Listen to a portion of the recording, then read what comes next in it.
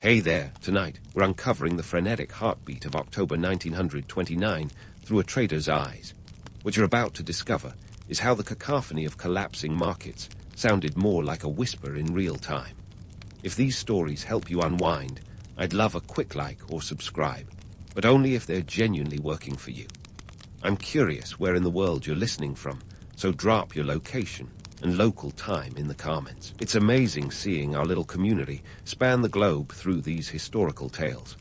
Now get comfortable, perhaps dim the lights, or find that perfect pillow position, and let's ease into tonight's journey together. Your eyes blink open to the sound of a jazz band playing somewhere down the street, the syncopated rhythms of a trumpet cutting through the hum of city life. It's the late 1920s, an era buzzing with the kind of energy that seems to promise anything is possible. The Roaring Twenties, they call it, and for good reason. The economy's booming, the Charleston is the dance of the day, and everyone's got a little bounce in their step, fueled partly by prosperity and partly by the illicit kick of Prohibition-era gin. Now, let's talk about the stock market. It's not just a game for the grey-suited old guard anymore. Nope, it's become the nation's favorite pastime, an electric circus where fortunes are made and lost in the blink of an eye. The Dow Jones Industrial Average, that's your go-to ticker, has shot up from around 100 points in 1924 to a dizzying 381 by September 1929. That's a nearly 400% increase. Picture it. Everyday folks are investing in stocks, fueled by the promise of easy money. You might hear your neighbor bragging about the latest hot stock tip he picked up at the barber shop. Everyone's got an opinion, and everyone thinks they're going to be the next Rockefeller. But hold up, the real kicker here is how they're funding these dreams. Buying on margin is the name of the game. With just a 10% down payment, you could control 100% of a stock's value. It's like buying a new car with only a tank of gas in your pocket. This isn't just risky, it's a financial tightrope walk without a net. And yet, it's working, or at least it seems to be. Because why not? The market's only going one way, up. The jazz bars and speakeasies aren't just places to let loose. They're where the ideas of the day are exchanged. The political climate is as carefree as a flapper's fringed dress. Calvin Coolidge, who you might know as Silent Cal, has left office by now, but his laissez-faire attitude towards business. The business of America is business. He famously quipped, still echoes. Regulations, barely any. Why mess with a good thing, right? Here's the thing. This isn't just a financial frenzy. It's a social movement. The decade's technological marvels, the radio, the Model T, the cinema, are reshaping daily life, pulling people into a modern world with more speed and noise than anyone's used to. And it's all connected, a loop of consumption and production that's driving the economy, and by extension, the stock market. Now, I know what you're thinking. This sounds like a blast, but there's a shadow creeping over this bright new world. The government's hands-off approach and the public's insatiable appetite for risk are setting the stage for a crash. It's like a party that's gotten a little too wild. You know someone's going to have to clean up the mess when the sun comes up. The economic boom is real, sure, but it's built on a fragile foundation of credit and speculation. And speaking of speculative investing, let's not forget the banks. They're in on the fun too, loaning money left and right, with little regard for whether borrowers can pay it back. It's a house of cards, with each financial institution leaning precariously on the next. As long as everyone keeps playing along, it works. But take one card out, and the whole thing might just tumble down. It's a heady mix of optimism and hubris. There's a sense that the market's rise is somehow ordained, a new American Eden where money grows on trees, or at least sprouts like wildflowers in the ticker tape. But beneath it all, there's an undercurrent of anxiety, a whisper that maybe, just maybe, this can't last forever. So here you are, riding the wave, caught up in the excitement of it all. It's intoxicating, like the jazz music wafting through your window.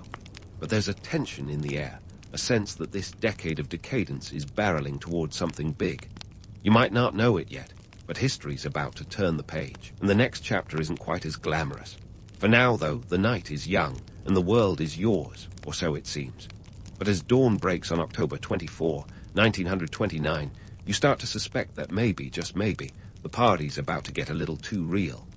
Welcome to Black Thursday, The day Wall Street went from a high-stakes playground to a scene of a financial horror movie. It's the day when stock prices didn't just dip. They nosedived like a daredevil with a broken parachute. You're standing in the middle of the chaos, and it's impossible to ignore the frantic energy buzzing around you. Like watching a train wreck in slow motion, you can't quite look away.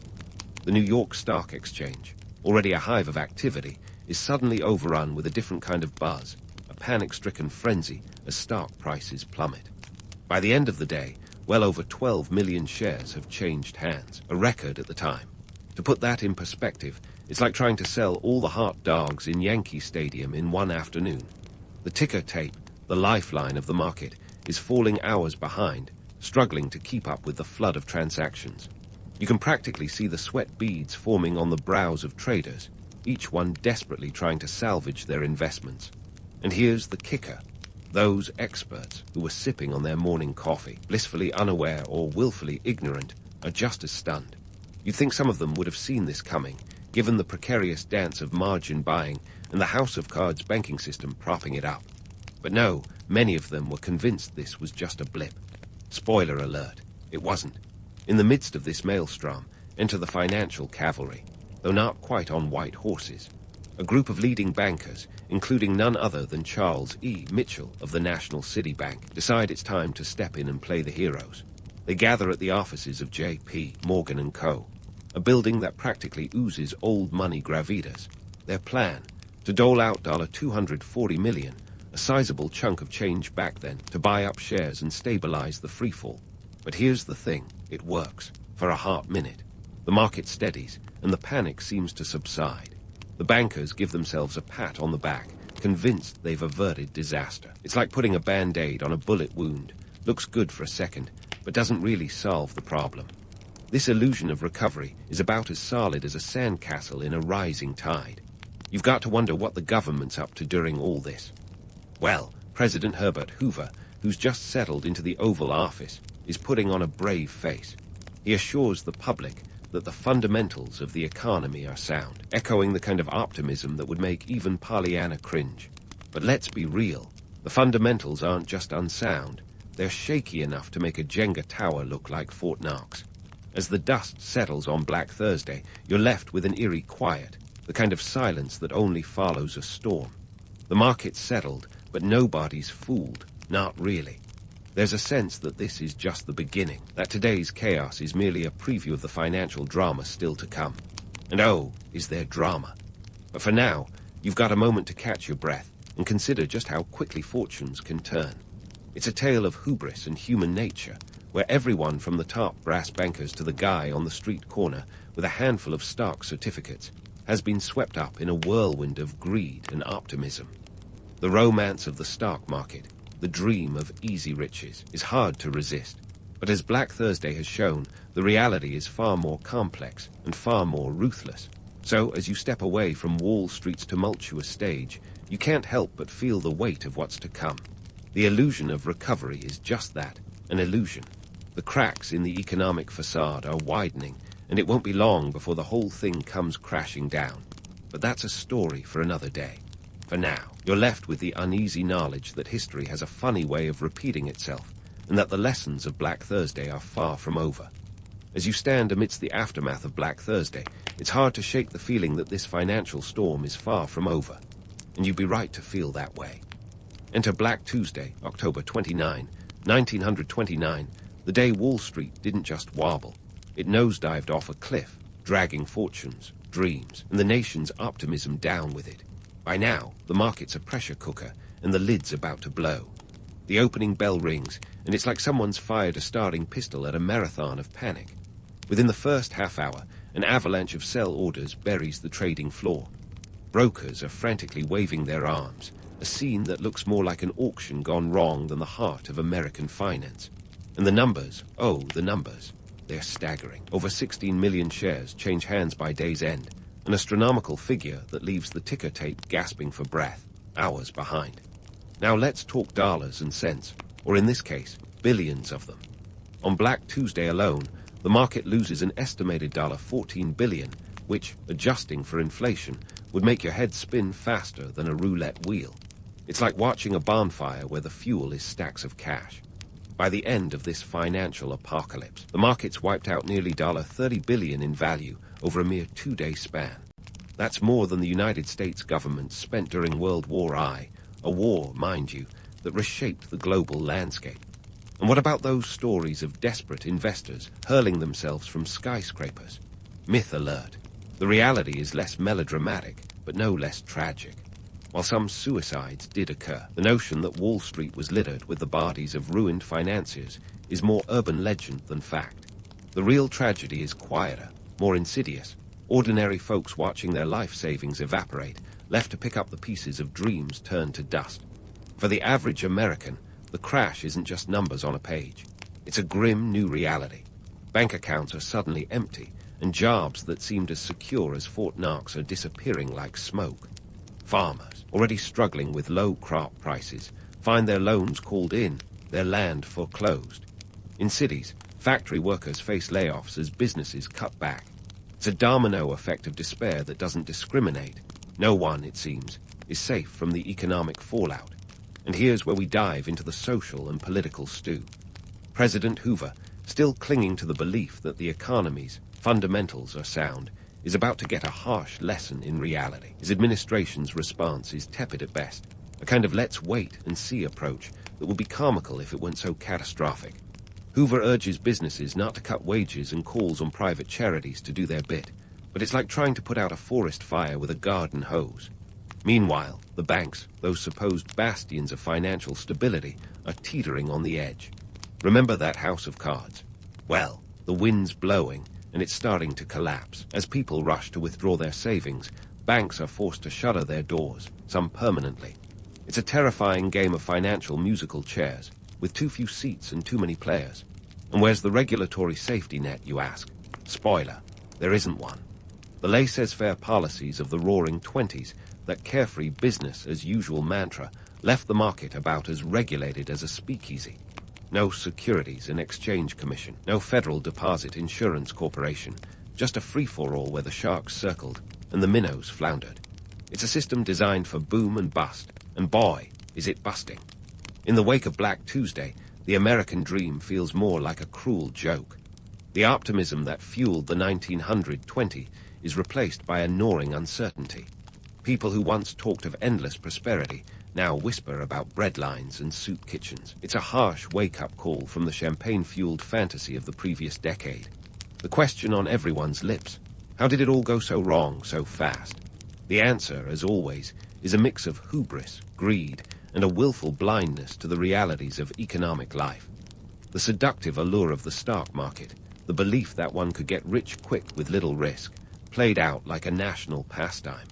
But as Black Tuesday has shown, the market doesn't care about dreams or aspirations.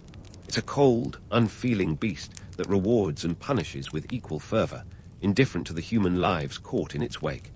As the dust settles on this darkest of days, you can't help but marvel at the sheer scale of it all. The stock market, once a symbol of American prosperity, now stands as a monument to excess and folly. It's a cautionary tale, a reminder that history is more than just dates and numbers. It's a series of choices, each one echoing through time. The curtain's fallen on one chapter, but the story's far from over. The Great Depression looms on the horizon, a specter that will haunt the nation for years to come. For now, though, you're left standing amidst the wreckage, a silent witness to a financial earthquake that's reshaped the world. And as you sift through the rubble of Wall Street's wild ride, one thing's clear. The lessons of Black Tuesday are as relevant today as they were back then, a stark reminder that in the world of finance, there are no certainties, only the ebb and flow of human ambition and folly. As you stand there, contemplating the wreckage of Wall Street's wild ride, it becomes clear that this isn't just a financial hiccup, it's a tectonic shift. The crash of 1929 isn't just a Wall Street problem, it's a full-scale societal upheaval. It's like watching a row of dominoes, each topple echoing further than the last. Now, let's talk about those dominoes, starting with the banks. Remember those guys? They've been playing fast and loose with loans, like a gambler on a Hart Street convinced he can't lose. Well, turns out Lady Luck's moved on, and the banks are feeling the chill. As panic ripples through the streets, folks rush to withdraw their life savings. only to find the vaults echoing emptily. By 1933, nearly 11,000 of the nation's 25,000 banks have gone belly up. That's almost half if you're counting. And with them go the savings of millions of Americans sucked into the financial abyss. This isn't just about numbers, it's about trust. The trust that your money's safe, that the bank's got your back. That's shattered quicker than you can say bailout. Suddenly, the idea of keeping cash under the mattress doesn't seem so old-fashioned. And what about businesses? Shuttered, closed, out of business. Whatever term you choose, it all adds up to the same bleak reality: widespread unemployment. The unemployment rate skyrockets from a comfortable 2% in 1929 to an eye-watering 25% by 1933. Imagine 1 in 4 friends, neighbors, or family members out of work. It's like a reverse lottery where everyone's losing. For those lucky enough to keep their jobs, wages plummet. It's a buyer's market, and employers hold all the cards. The average worker's income drops by 42% between 1929 and 1933. It's the kind of pay cut that makes you rethink the luxury of 3 square meals a day. And let's not kid ourselves. This economic downturn hits hardest those who were already living on the edge. Those prosperous farmers. They're now drowning in debt, their land foreclosed, their crops worth less than a cup of coffee. This cascade of economic woe trickles down to families. Gone are the days of buying on credit, of installment plans and the promise of tomorrow. For many, home sweet home transforms into a soup kitchen line, a bread line, or worse, a Hooverville, a shantytown named with a wry nod to the president who's struggling to keep a lid on this boiling pot. These makeshift communities spring up like mushrooms after rain, sheltering families whose dreams have been repossessed along with their homes. Now, speaking of President Hoover, let's pause to appreciate his predicament. The man who once promised a chicken in every pot is now faced with a pot conspicuously empty. And his response? Well, Hoover's got a playbook. All right, a playbook of cautious optimism and voluntary cooperation. He calls on businesses not to slash wages and encourages private charities to shoulder the relief effort. It's like trying to stop a flood with a paper towel. Hoover's administration pours millions into public works, like the construction of Boulder Dam, later renamed Hoover Dam, ironically enough. But it's too little, too late. The projects, while ambitious, are a drop in the ocean of need. And let's face it, when you're up against a crisis of this magnitude, a rugged individualism approach is about as useful as a chocolate teapot. Meanwhile, the government hesitates to intervene directly. There's a pervasive fear that too much help might lead to a dependency on Uncle Sam. So, instead of a robust safety net, Americans get a patchwork quilt of half measures and goodwill, sewn together with the threadbare hopes of a nation teetering on the brink. It's easy to cast Hoover as the villain of this piece, but the truth is more nuanced. He's a man bound by the conventions of his time, constrained by an economic philosophy that prizes self-reliance above all. But as the Depression deepens, it's clear that old paradigms just aren't cutting it. The nation needs a lifeline, not a pep talk. As the 1930s roll on, the Great Depression tightens its grip. It's not just an economic downturn, it's a full-blown societal transformation. The American dream, once a beacon of hope, is now a flickering candle in the wind. The stark divide between the haves and the have-nots widens, with more folks finding themselves on the wrong side of prosperity. Amidst this gloom, the question looms large. What happens next? The world is watching, waiting to see how America, a beacon of modernity and innovation, will weather this storm. It's a tale of resilience and reinvention, of a nation forced to confront its ideals and limitations. And as the dust settles on this turbulent chapter, one can't help but wonder how history will judge these days of despair and endurance. This isn't the end of the story, not by a long shot. The Great Depression isn't just about economic collapse. It's about the human spirit, the struggle to adapt and overcome. It's a testament to the complexity of progress, the dance between ambition and caution. And as we stand on the precipice of what's to come, it's clear that the lessons of this era are as vital today as they were back then. A reminder that history, for all its trials, never stops moving forward. As we turn the page on the 1920s debacle, we're not just dealing with the collapse of markets or banks.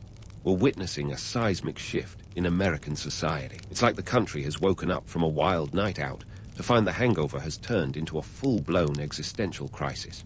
The Great Depression is the new reality, and the old ways of laissez-faire economics have proven about as effective as an umbrella in a hurricane. Enter Franklin D. Roosevelt, stage left, with a promise of a New Deal for the American people. It's 1933, and FDR's got a plan that's about as ambitious as they come. Imagine a political buffet offering everything from Social Security to unemployment insurance, all laid out to feed a nation starving for stability. Roosevelt's approach is nothing short of revolutionary, a pivot from the hands-off policies that had left the economy floundering. His administration rolls out a series of programs, alphabet soup agencies like the CCC, WPA, and TVA, that put millions back to work and inject life into the sagging economy. Now, let's talk numbers. The Civilian Conservation Corps, CCC, alone employs about 3 million young men to plant trees, build roads, and fight soil erosion. The Works Progress Administration, WPA, follows suit, creating jobs for over 8 million people. These aren't just stopgaps. They're lifelines tossed to a drowning nation. It's a bold experiment in government intervention, and while it doesn't end the Depression, it does provide a crucial safety net. Roosevelt's New Deal isn't just about jobs, though. It's about changing how Americans think about government. Until this point, the idea of Uncle Sam stepping in to regulate the economy was about as welcome as a skunk at a garden party. But desperate times call for desperate measures, and the New Deal's regulatory framework, including the creation of the Securities and Exchange Commission, SEC, in 1934, aims to prevent another Wall Street meltdown. The SEC becomes the watchdog of the stock market, ensuring transparency and protecting investors from the kind of speculative frenzy that fueled the crash of '29. And let's not forget the Glass-Steagall Act of 1933, which draws a clear line between commercial banking and investment banking, like a referee separating two brawling boxers. This legislation seeks to curb the reckless lending practices that had turned banks into gambling dens. It's a move that stabilizes the financial system and restores a measure of public confidence, at least until Glass-Steagall was repealed in 1999, setting the stage for, well, a story for another time. So, what about the myths that linger from Wall Street's darkest day? Image of bankers jumping from skyscrapers is more Hollywood drama than historical fact, while the notion that the crash alone caused the Great Depression oversimplifies a complex web of global economic forces. The crash was less a singular catastrophe and more a catalyst, exposing the rot beneath the surface of the roaring '20s. But here's the kicker. The crash also serves as a cautionary tale about the seductive allure of speculation. It's a reminder that markets, much like a roller coaster, have their ups and downs, and riding the highs with reckless abandon often leads to a stomach-churning drop. The lessons of 1929 resonate through time, a reminder that unchecked greed and hubris are the twin engines of financial ruin. Fast forward to the modern era, and you'll find that history indeed has a way of repeating itself. The dot-com bubble of the late 1990 and the housing bubble that burst in 2008 are echoes of the same speculative fever that gripped the 1920. Each bubble is fueled by the belief that the latest boom is different, that somehow the rules of economics have been rewritten. Spoiler alert, they haven't. The cyclical nature of financial markets is as predictable as the tides, driven by human psychology as much as by economic fundamentals. We're talking about fear and greed, optimism and panic, the same emotional cocktail that's mixed and served with every bull and bear market. It's a dance as old as the markets themselves, a reminder that while technology and policies evolve, human nature tends to stay the same. In reflecting on these cycles, it's clear that the story of the Great Crash isn't just about numbers or legislation. It's about the enduring tension between risk and regulation, between the pursuit of profit and the need for oversight. It's a story that underscores the importance of balance, of learning from the past while preparing for the future. As we wrap up this historical ride, let's acknowledge the resilience of those who lived through the Great Depression and the foresight of leaders who dared to reshape the American landscape. The New Deal didn't just pave the way for economic recovery. It laid the groundwork for a new social contract, one where government plays a role in safeguarding the welfare of its citizens. And so, as you drift off to sleep, cradled by the knowledge of history's ebbs and flows, remember that the past is never truly behind us. It's a guide, a warning, and an inspiration, urging us to learn, adapt, and strive for a future that honors the lessons of those who came before. The crash of 1929, with all its drama and devastation, remains a testament to the power of human resilience and the enduring quest for balance in an ever-changing world. The Hittites strutted onto the stage of history around 1600 BCE, kicking off a saga that would eventually bring them to the forefront of the ancient world. Nestled in the rugged terrain of Anatolia, modern-day Turkey, for those without a map handy, these folks were the original underdogs, scrappy survivors who turned their patch of land into a powerhouse. While the Egyptians were busy building pyramids and the Mesopotamians were scribbling on clay tablets, the Hittites were quietly gearing up to steal the spotlight, one iron dagger at a time. Picture a neighborhood where everyone's trying to outdo each other with the fanciest chariots and the largest armies. That's Anatolia in the 2nd millennium BCE, a geopolitical jamboree where every other kingdom was vying for dominance. The Hittites were right there in the thick of it, surrounded by frenemies and outright foes. They didn't have the luxury of Egypt's fertile Nile or the opulent palaces of the Aegean civilizations, but they did have one crucial advantage: adaptability. These folks were the MacGyvers of the ancient world, constantly tinkering with whatever resources they could scrounge up to keep ahead of the game. Now, let's talk about alliances and rivalries, the ancient world's version of reality TV drama. The Hittites were masters at playing this game. They knew when to shake hands and when to shake things up. Imagine a world where a peace treaty is as fragile as a soap bubble and just as likely to pop. The Hittites excelled at this delicate diplomacy, crafting alliances with the precision of a soap opera scriptwriter. They cozied up to the Kassites in Babylonia when it suited them, but didn't think twice about turning on a dime and going to war with the Egyptians at Kadesh in 1274 BCE. It was all part of the Hittite playbook. Keep your friends close, and your enemies, well, sometimes even closer. Their knack for survival was partly due to their ability to navigate these treacherous alliances with a cunning that would make even the savviest modern political strategist nod in approval. They had a radar for opportunity, seizing moments of weakness in their rivals to expand their influence. When the Mitanni kingdom was fading, the Hittites moved in like a cat, eyeing an unattended fishbowl. They gobbled up territory, expanding their empire and their clout. But here's the twist. The Hittites were also the ancient world's iron aficionados. Long before anyone was hashtagging #Iron Age, they were dabbling in metallurgy, unlocking the potential of iron when everyone else was still enamored with bronze. It was like introducing the smartphone to a world still obsessed with rotary phones. This technological leap gave them an edge, quite literally, in warfare and tool-making. They weren't just running with the pack, they were leading it. The geopolitical chessboard of Anatolia was a landscape of shifting sands, and the Hittites had a knack for staying on their feet. They understood the power dynamics at play and knew that survival depended on more than just brute strength. It was about strategy, timing, and a touch of bravado. They employed a shrewd blend of diplomacy and military might to carve out their place in history. Think of it as the ultimate balancing act, with each alliance and rivalry a carefully calculated move in their grand chess game. But let's not get too caught up in the romanticism of this ancient Game of Thrones.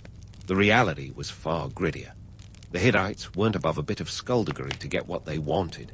Their tactics could be ruthless, their methods unsavory. They were as likely to break a treaty as they were to honor it, if it meant gaining a new advantage. Their approach to geopolitics was pragmatic to the point of cynicism, a testament to their understanding that in the harsh world of ancient Anatolia, survival often trumped honor.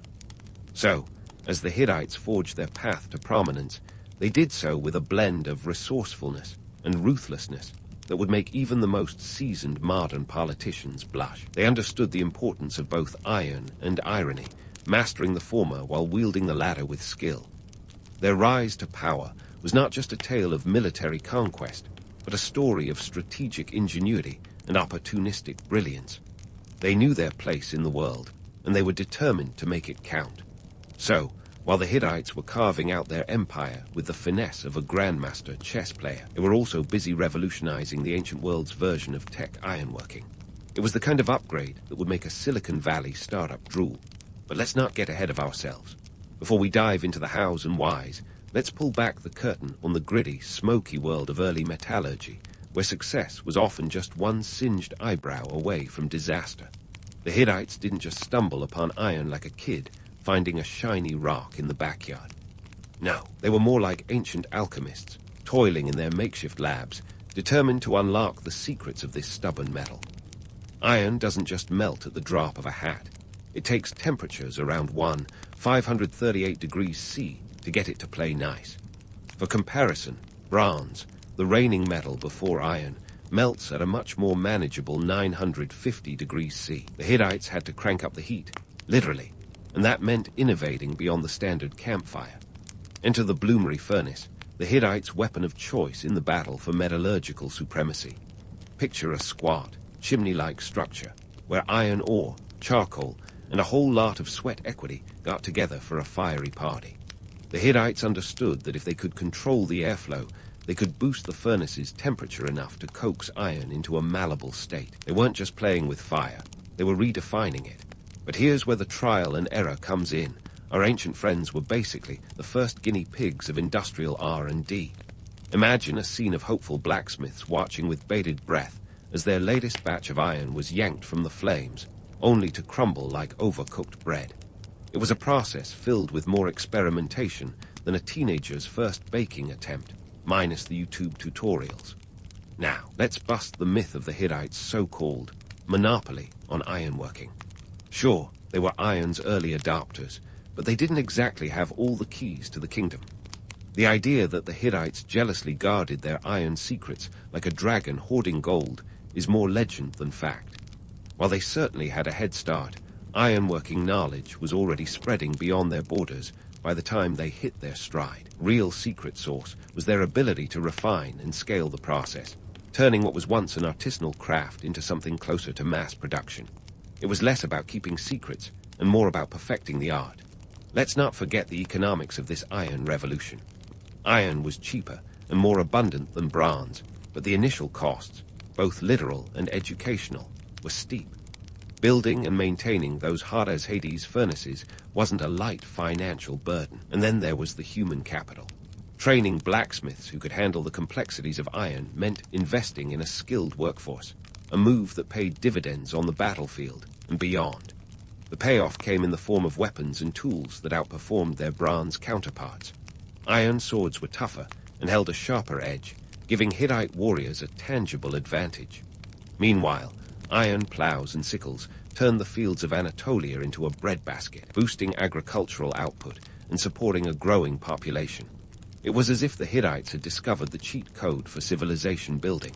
Now, you might think this would make them invincible, but remember, this is the ancient world we're talking about, a place where nothing stays golden forever. The Hittites' iron edge gave them a leg up, sure, but it also put a target on their backs.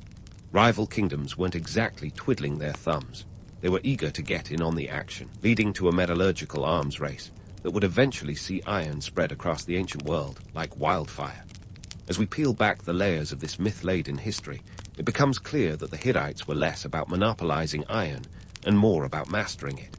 They took a raw and unyielding material and transformed it into the stuff of legends, both literally and figuratively. Their real genius lay not in keeping secrets, but in their relentless pursuit of improvement, their willingness to innovate, and their knack for turning adversity into advantage. They were the ultimate early adopters, not just of technology, but of the idea that progress is born of persistence and a bit of daring. And with that, we leave the Hittites at a crossroads, their iron grip on power both a boon and a bane. The world was changing, and with it, the rules of the game. But as we move forward in our story, one thing remains certain. The Hittites' legacy will be etched not just in iron, but in the annals of history itself, a testament to their indomitable spirit and their unyielding quest for greatness. Stay tuned, because there's more to this saga, and like any good cliffhanger, the best is yet to come. So, as the Hittites strutted down the catwalk of ancient innovation with their iron masterpieces, they weren't just flexing for the sake of bragging rights. No, this was about more than just flaunting some shiny new swords. This was an economic revolution in the making. You see, iron wasn't just the new kid on the block. It was the kid with all the cool toys, and everyone wanted to hang out at his house. First, let's talk trade routes. The Hittites weren't content with iron just boosting their military swagger. They wanted iron to pay the bills, too, by strategically positioning themselves at the crossroads of some of the ancient world's most lucrative trade paths. They turned Anatolia into the Costco of the Near East. Imagine caravans trudging through dust and heat, laden with iron goods that were the ancient equivalent of the latest tech gadget everyone had to have.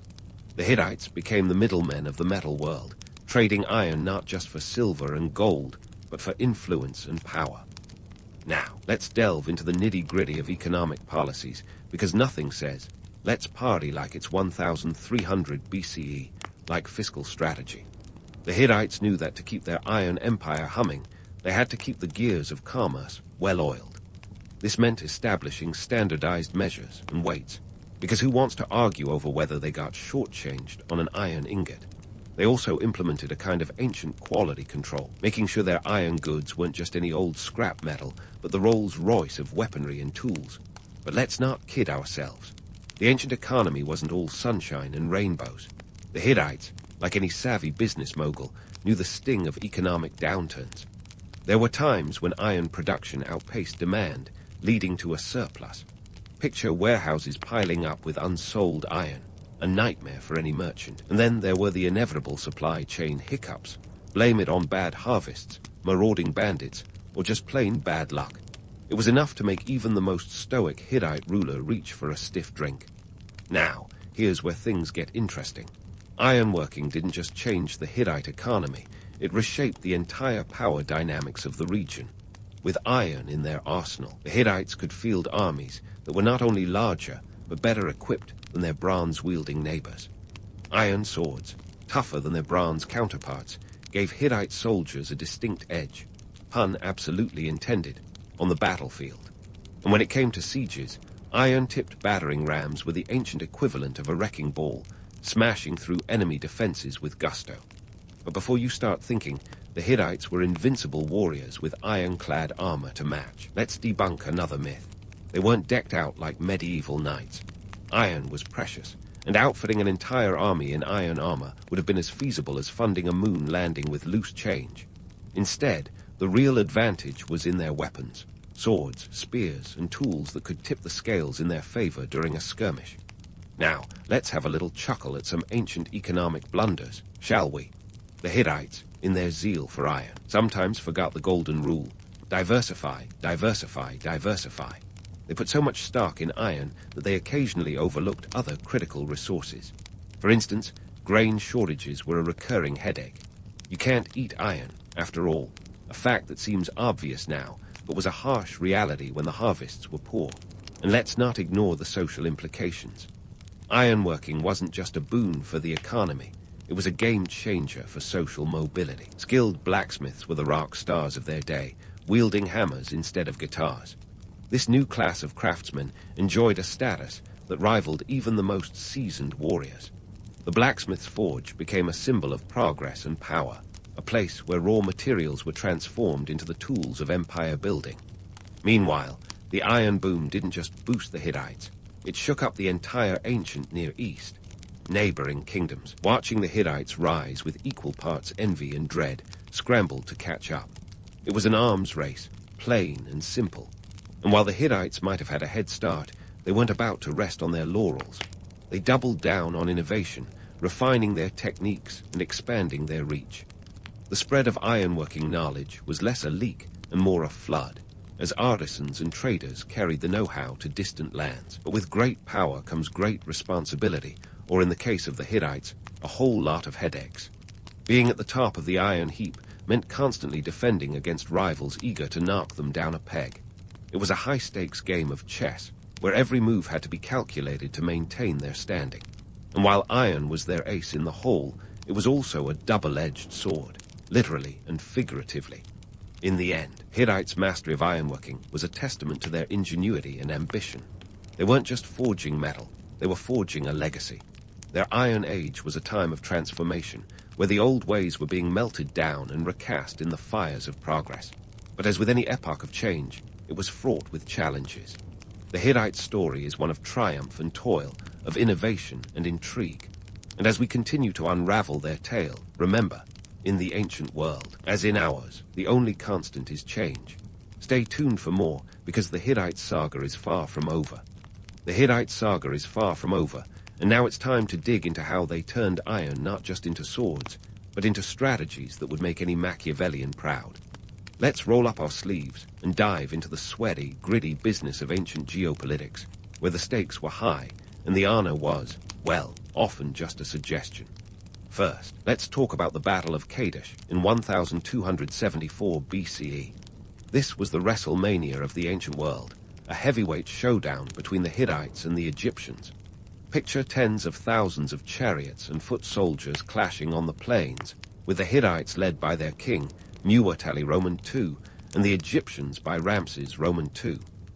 Now, Ramses Roman II might have gone home and carved a victory narrative in stone for all to see, because who doesn't love a good PR move? But the truth is, the battle was more of a stalemate. The Hittites, using their iron weapons, managed to hold their ground against the might of Egypt, proving that sometimes the real victory is just surviving to fight another day. What made the Hittites formidable wasn't just their iron. It was their ability to leverage alliances like a master poker player uses a bluff. They were the frenemies of the ancient world, switching sides and cutting deals with a flair that would make today's politicians look like amateurs. Their treaties weren't worth the papyrus they were written on if circumstances changed. Take their dealings with the Assyrians, for example. One minute they were signing peace treaties, the next they were eyeing each other's territory like two cats circling a single bowl of cream. Now, let's shine a light on the ultimate chess game, the Hittites' strategic use of vassal states. Just like any good empire builder, they knew that controlling a region wasn't about direct rule, it was about influence. By setting up a network of vassal states across Anatolia and beyond, they created a buffer zone that cushioned them from the whims of neighboring superpowers. It was a brilliant move that allowed them to project power without spreading themselves too thin. But let's not get too misty-eyed about this ancient diplomacy. The reality was more cloak and dagger than noble statesmanship. The Hittites weren't above a bit of subterfuge to keep their vassals in line, employing a mix of threats and rewards that would make even the most seasoned mobster nod in appreciation. When a vassal got too big for their britches, the Hittites were quick to remind them who was boss, sometimes with a swift military intervention that left no room for debate. This brings us to the Battle of Nihria around 1237 BCE, where the Hittites faced off against the Assyrians in a fight for regional dominance. This wasn't just a clashing of swords. It was a battle for the economic lifeblood of the region, control over crucial trade routes. The Hittites, ever the opportunists, used their superior iron weaponry to keep the Assyrians at bay, showing that sometimes having the better tech truly does win the day. But as with any good tale, there's a twist. The Assyrians would eventually rise to power, showing that even the sharpest sword can't hold back the tides of change forever. Now, here's where we dismantle a few myths. The romantic image of the noble warrior king leading his troops into battle, more like a stressed-out ruler trying to keep a fractious coalition from tearing itself apart at the seams. The Hittites didn't win battles just by swinging swords. They won by knowing when to fight and when to fold. Their leaders were as much diplomats as they were warriors, understanding that sometimes the best battle is the one you don't have to fight. As we peel back the layers of Hittite military strategy, it becomes clear that their real genius lay in their adaptability. They knew that in a world as volatile as theirs, rigidity was a recipe for disaster. The Hittites were the ultimate pragmatists, adapting their tactics to the situation at hand, whether that meant forming alliances or swinging swords. In the end, their story is one of survival, not just through strength, but through strategy. And so, as we wrap up this chapter, let's remember that the Hittites were more than just iron-wielding warriors. They were the savvy strategists of the ancient world, playing a game of thrones long before it was cool. Their legacy isn't just one of conquest, but of cunning, a reminder that in the cutthroat world of ancient geopolitics, sometimes the sharpest tool isn't a sword, it's your wits. And as we look ahead to the next part of their story, one thing is clear. The Hittites may have been outmaneuvered eventually, but their influence was far from over. Stay tuned, because this roller coaster of history still has a few twists left to reveal. And so, as we look ahead to the next part of their story, one thing is clear. The Hittites may have been outmaneuvered eventually, but their influence was far from over. Which brings us to the grand finale of the Hittite saga, a tale that reminds us even the mightiest can stumble. Before you start picturing a dramatic fall from grace, let's set the stage for their gradual decline. Around 1180 BCE, the Hittite Empire began to unravel like an ancient sweater caught on a particularly sharp branch. Internal strife, economic turmoil, and external pressures converged, creating a perfect storm of problems. The empire that had once been the Iron Age equivalent of a rock concert was now a chaotic cacophony of discontent. Picture an empire stretched too thin, like butter over too much bread. They were grappling with the classic overexpansion issue, a lesson that even today's corporate giants sometimes forget. Economically, the Hittites were having a tough time keeping up with the Joneses, or in this case, the Assyrians and Egyptians. The Hittite economy, so reliant on iron production, began to falter as other civilizations caught up. The initial costs of ironworking, with those infernally hot furnaces and the need for skilled labor, weighed heavy on their coffers. Plus, they faced the classic supply chain issues. Iron might have been abundant, but it wasn't immune to the whims of trade disruptions or resource depletion. Like any empire worth its salt, the Hittites had their fair share of internal squabbles. Dynastic struggles tore at the seams of their political fabric. Kings were coming and going faster than you could say paternal line of succession, turning their once stable governance into a game of musical thrones. The vassal states, those once loyal extensions of Hittite power, started eyeing independence, ready to jump ship at the first sign of weakness. It was as if everyone got the same memo. The Hittite Empire was ripe for the picking. Meanwhile, the Sea Peoples, imagine a seafaring version of a biker gang, were causing disruptions all along the Mediterranean. These mysterious marauders are still the subject of much debate among historians, but one thing's for sure. They were a force to be reckoned with. Their raids destabilized regions, cutting off trade routes and adding yet another layer of complexity to the Hittites' woes. It's like trying to juggle while riding a unicycle and being pelted with tomatoes. Eventually, something's gotta give. By the time the Hittite capital, Hadusa, was sacked and burned, the writing was already on the wall. The once mighty Hittites, masters of iron and strategy, had become a shadow of their former selves. But before we mourn their demise, let's consider their legacy. Because, despite their fall, the Hittites left a mark on history that echoes through the ages. Their mastery of ironworking set the stage for the widespread adoption of iron across the ancient world. This wasn't just about making better swords. It was about transforming economies, societies, and warfare. The tools and techniques they developed spread far and wide, influencing civilizations from Greece to India. It was like the ancient version of open-source software. Everyone got a piece of the action. Diplomatically, the Hittites were trailblazers in international relations. The Treaty of Kadesh, signed with Ramses Roman II, is one of the earliest recorded peace treaties. It set a precedent for conflict resolution that resonates to this day.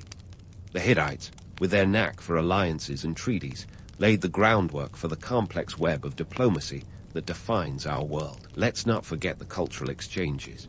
The Hittites were cultural magpies, borrowing and blending elements from the civilizations they encountered. They left behind a rich tapestry of myths, language, and art that influenced future cultures. Their cuneiform tablets, unearthed by archaeologists, offer a window into the daily lives, beliefs, and politics of a civilization that was far more than just its military might. So, what can we learn from the Hittites? Well, for starters, they remind us that innovation and adaptability are key to survival. They turned ironworking into an empire-building tool, demonstrating that sometimes the right tech at the right time can change the world. But they also show us the dangers of over-reliance on a single resource and the importance of diversification, be it in economics or strategy. In the end, the Hittites were a testament to the human spirit's capacity for ingenuity and resilience. They rose, they conquered, and even in their decline they left an indelible mark on history. Their story is a reminder that history is a cycle of rise and fall, a dance of power and collapse that continues to this day. So, as we wrap up our journey through the world of the Hittites, let's take a moment to appreciate the lessons they offer. Whether it's the art of negotiation, the power of innovation, or the inevitability of change, there's plenty to ponder. And remember, history isn't just about dusty old facts. It's a living tapestry of stories that continue to shape our world.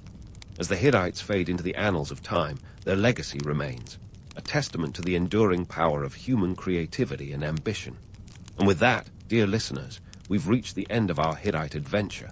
Here's to the next historical tale, filled with intrigue, innovation, and the occasional dash of humor. Until next time, keep questioning the myths, embracing the facts, and remembering that even the mightiest nations were once just scrappy underdogs trying to find their place in the world. In the 6th century, Japan was a place where political ambitions were as intricate as the silk kimono patterns worn by the court elite. Enter Suiko, born in 554 AD, who was destined to become Japan's first official female ruler. But let's not get ahead of ourselves. Before she was Empress Suiko, she was a young princess named Nukatab, navigating the choppy waters of Asuka period politics, a time when alliances could shift as quickly as the ink dried on an imperial edict. Growing up in the Yamato province, Nukatab was part of the Soga clan, one of the most powerful families in Japan. If you think modern family reunions are drama-filled, imagine a family tree that looks like a Jackson Pollock painting. The Sogas were masters of networking, forging alliances through strategic marriages. In this grand game of matrimonial chess, Nukatab was a valuable pawn, or maybe a knight, given her eventual rise to power. Her education was probably a blend of Confucian classics and the subtle art of courtly intrigue. Forget algebra. Nukatab needed to sharpen her skills in diplomacy and discretion. With court ceremonies that were as elaborate as they were mind-numbing, she had to smile through endless rituals and rites. Picture her sitting through hours of ceremonial tea preparation, all the while calculating the latest political maneuvers like a 6th century chess grandmaster. At around age 18, she married Emperor Baidatsu, her own half-brother. Today, that might raise eyebrows higher than Mount Fuji, but back then, it was par for the course. Keeping power in the family was the name of the game, and the imperial family wasn't about to let a little thing like shared DNA stand in the way. Now, the marriage to Baidatsu wasn't exactly a fairy tale. The emperor had other wives and consorts, as was customary. It said he had around 5 consorts, but hey, who's counting? The court was a veritable harem of power plays, where whispers could be more deadly than swords. Nukatab had to maneuver carefully, ensuring her position while being surrounded by rivals who would love to see her slip. In this world, gender dynamics were a fascinating tapestry of tradition and rebellion. While women were often seen as mere political instruments, Nukatab's intelligence and diplomatic acumen allowed her to carve out a surprising amount of influence. She wasn't just a pretty face at court banquets. She was a player in the political arena, often acting as a mediator in disputes, a role that would serve her well when she took the throne. The Asuka period was a time of cultural transformation, with Buddhism making its way from China and Korea into Japanese society. Nukatab, along with her Soga kin, supported this new faith, seeing it as a way to modernize and consolidate power. This wasn't just a spiritual decision. It was a strategic move to align with the progressive factions at court. And let's face it, the Buddhist idea of karma had to be comforting when surrounded by so much familial backstabbing. But life at court wasn't all power struggles and religious debates. There were moments of sheer absurdity, like the elaborate ceremonies where everyone had to pretend they were having fun. Imagine a room full of nobles trying to outdo each other with their elegant bowing, while secretly plotting each other's downfall. It was like a never-ending Regency-era ballroom scene, minus the catchy dance tunes. And then there was the food. Oh, the food. Banquets featured delicacies like raw fish and fermented soybeans, a menu that might not have been everyone's cup of tea or sake. But these feasts were less about enjoying a good meal and more about showing off one's status. The bigger the banquet, the more clout the host wielded.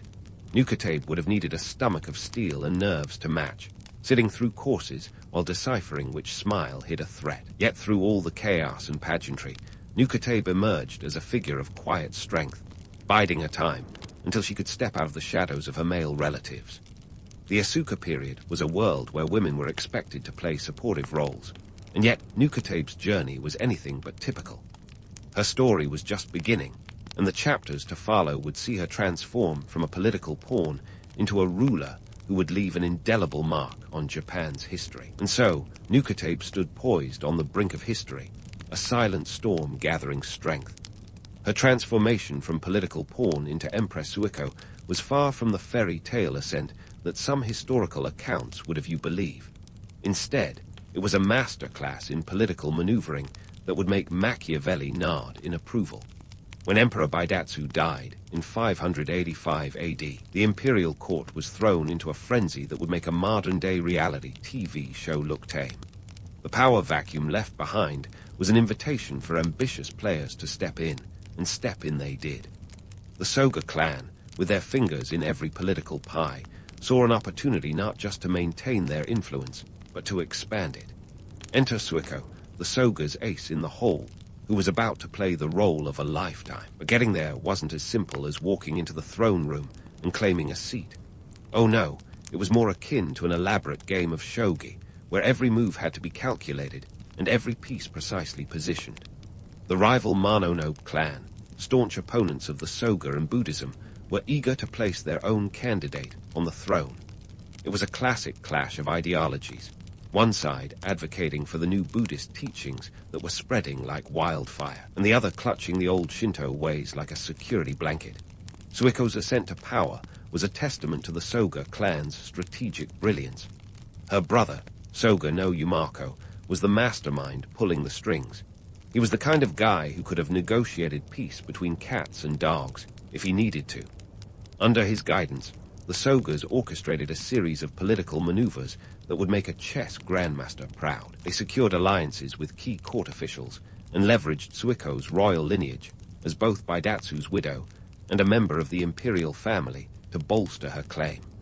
In a society where the thought of a female ruler was as unconventional as a sushi burrito, Suiko's rise was nothing short of revolutionary. But let's not paint it with too rosy a brush.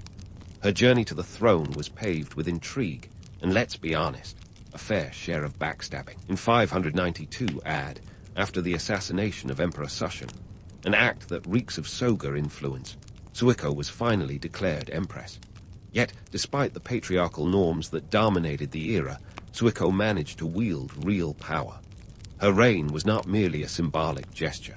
She was no puppet on a string. Instead, she set about consolidating her position with a quiet determination that spoke louder than any decree. Her leadership was marked by a calm, almost Zen-like pragmatism, a far cry from the tumultuous times that had brought her to power. One of Suiko's most notable contributions was her support of Buddhism. You see, Buddhism wasn't just a religion.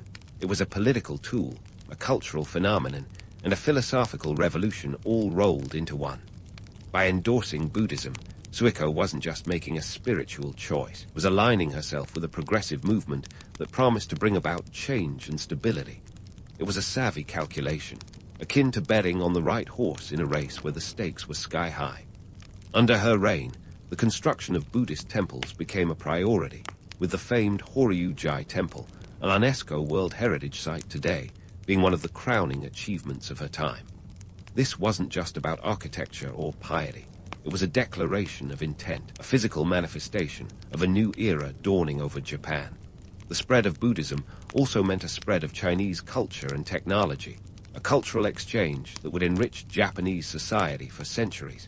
But it wasn't all temple building and religious reforms. Suiko's reign was also about maintaining a delicate balance of power. The Soga clan, despite its influence, could not afford to become complacent. The court was a cauldron of ambition, and alliances were as fragile as a teacup in an earthquake.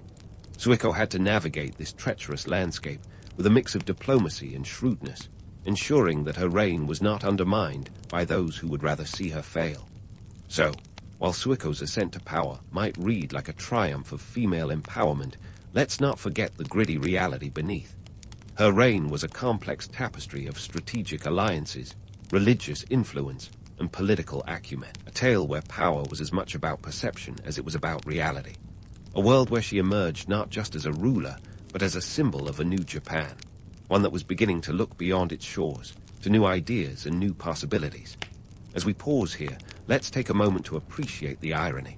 In a world where women were expected to stay in the shadows, Suiko's rise was a beacon of change. And yet, the game she played was as old as time itself, one of power, influence, and survival. The stage was set, the players were in position, and the story of Empress Suiko was far from over. Stay tuned as we delve deeper into her reign and the legacy she left behind, a tale that promises as much intrigue and insight as any modern political drama. As Suiko stepped into her role as Empress, her reign was anything but a static affair.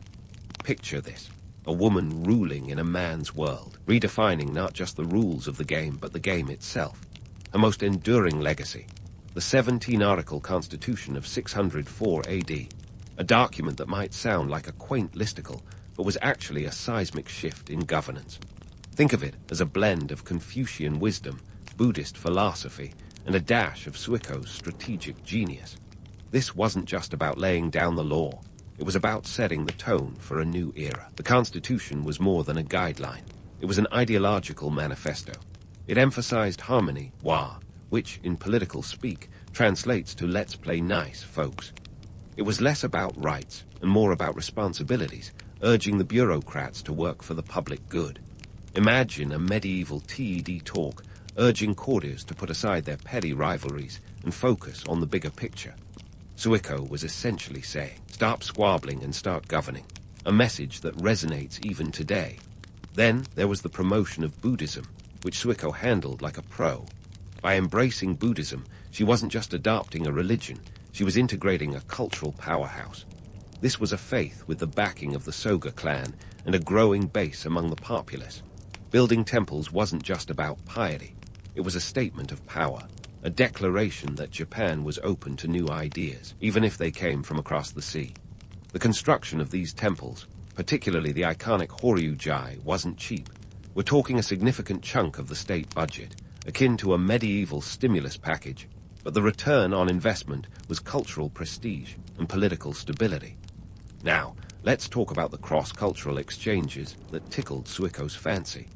The Empress was a pioneer of international diplomacy, a diplomat in a kimono, if you will. Her court dispatched envoys to China and Korea, a feat that was less about sending a quick email and more akin to launching a space mission. These weren't just trips.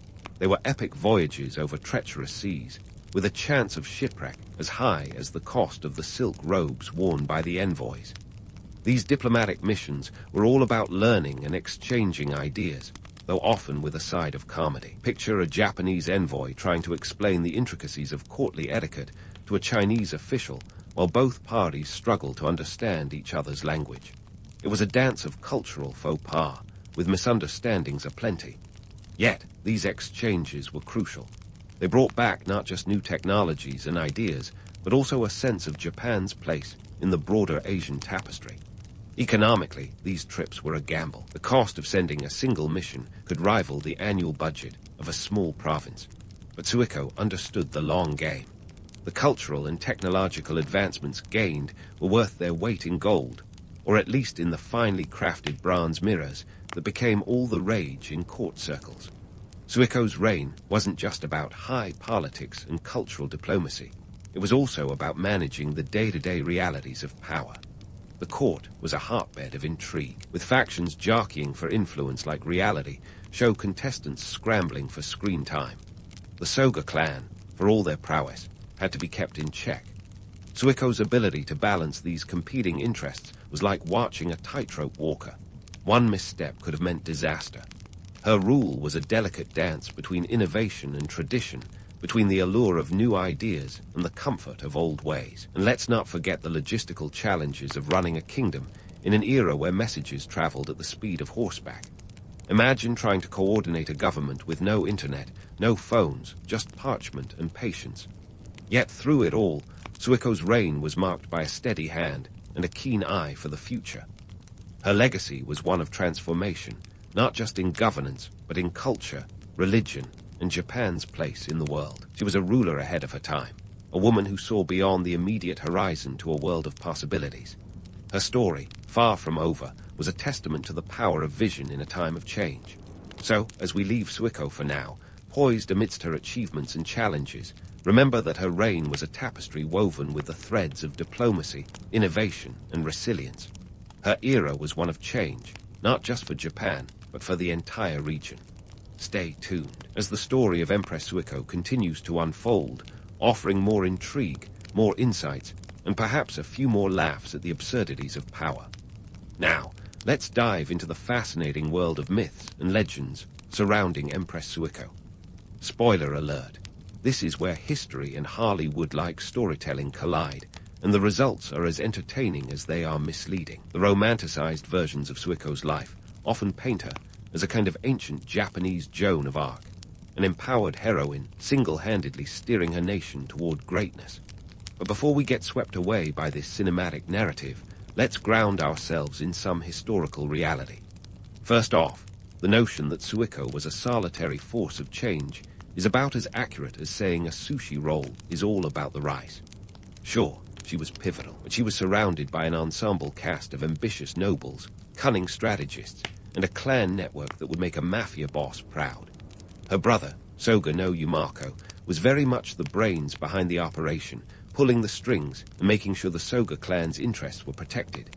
He wasn't just an advisor, he was the puppet master of an era-defining political drama. The primary sources from her time, like the Nihon Shoki, Chronicles of Japan, give us a glimpse into the machinations at play. These texts, written decades after her death, are as reliable as a game of Chinese whispers. They were composed by court historians who had more interest in promoting their patrons than in preserving objective truth. It's like reading a tabloid and expecting hard-hitting journalism.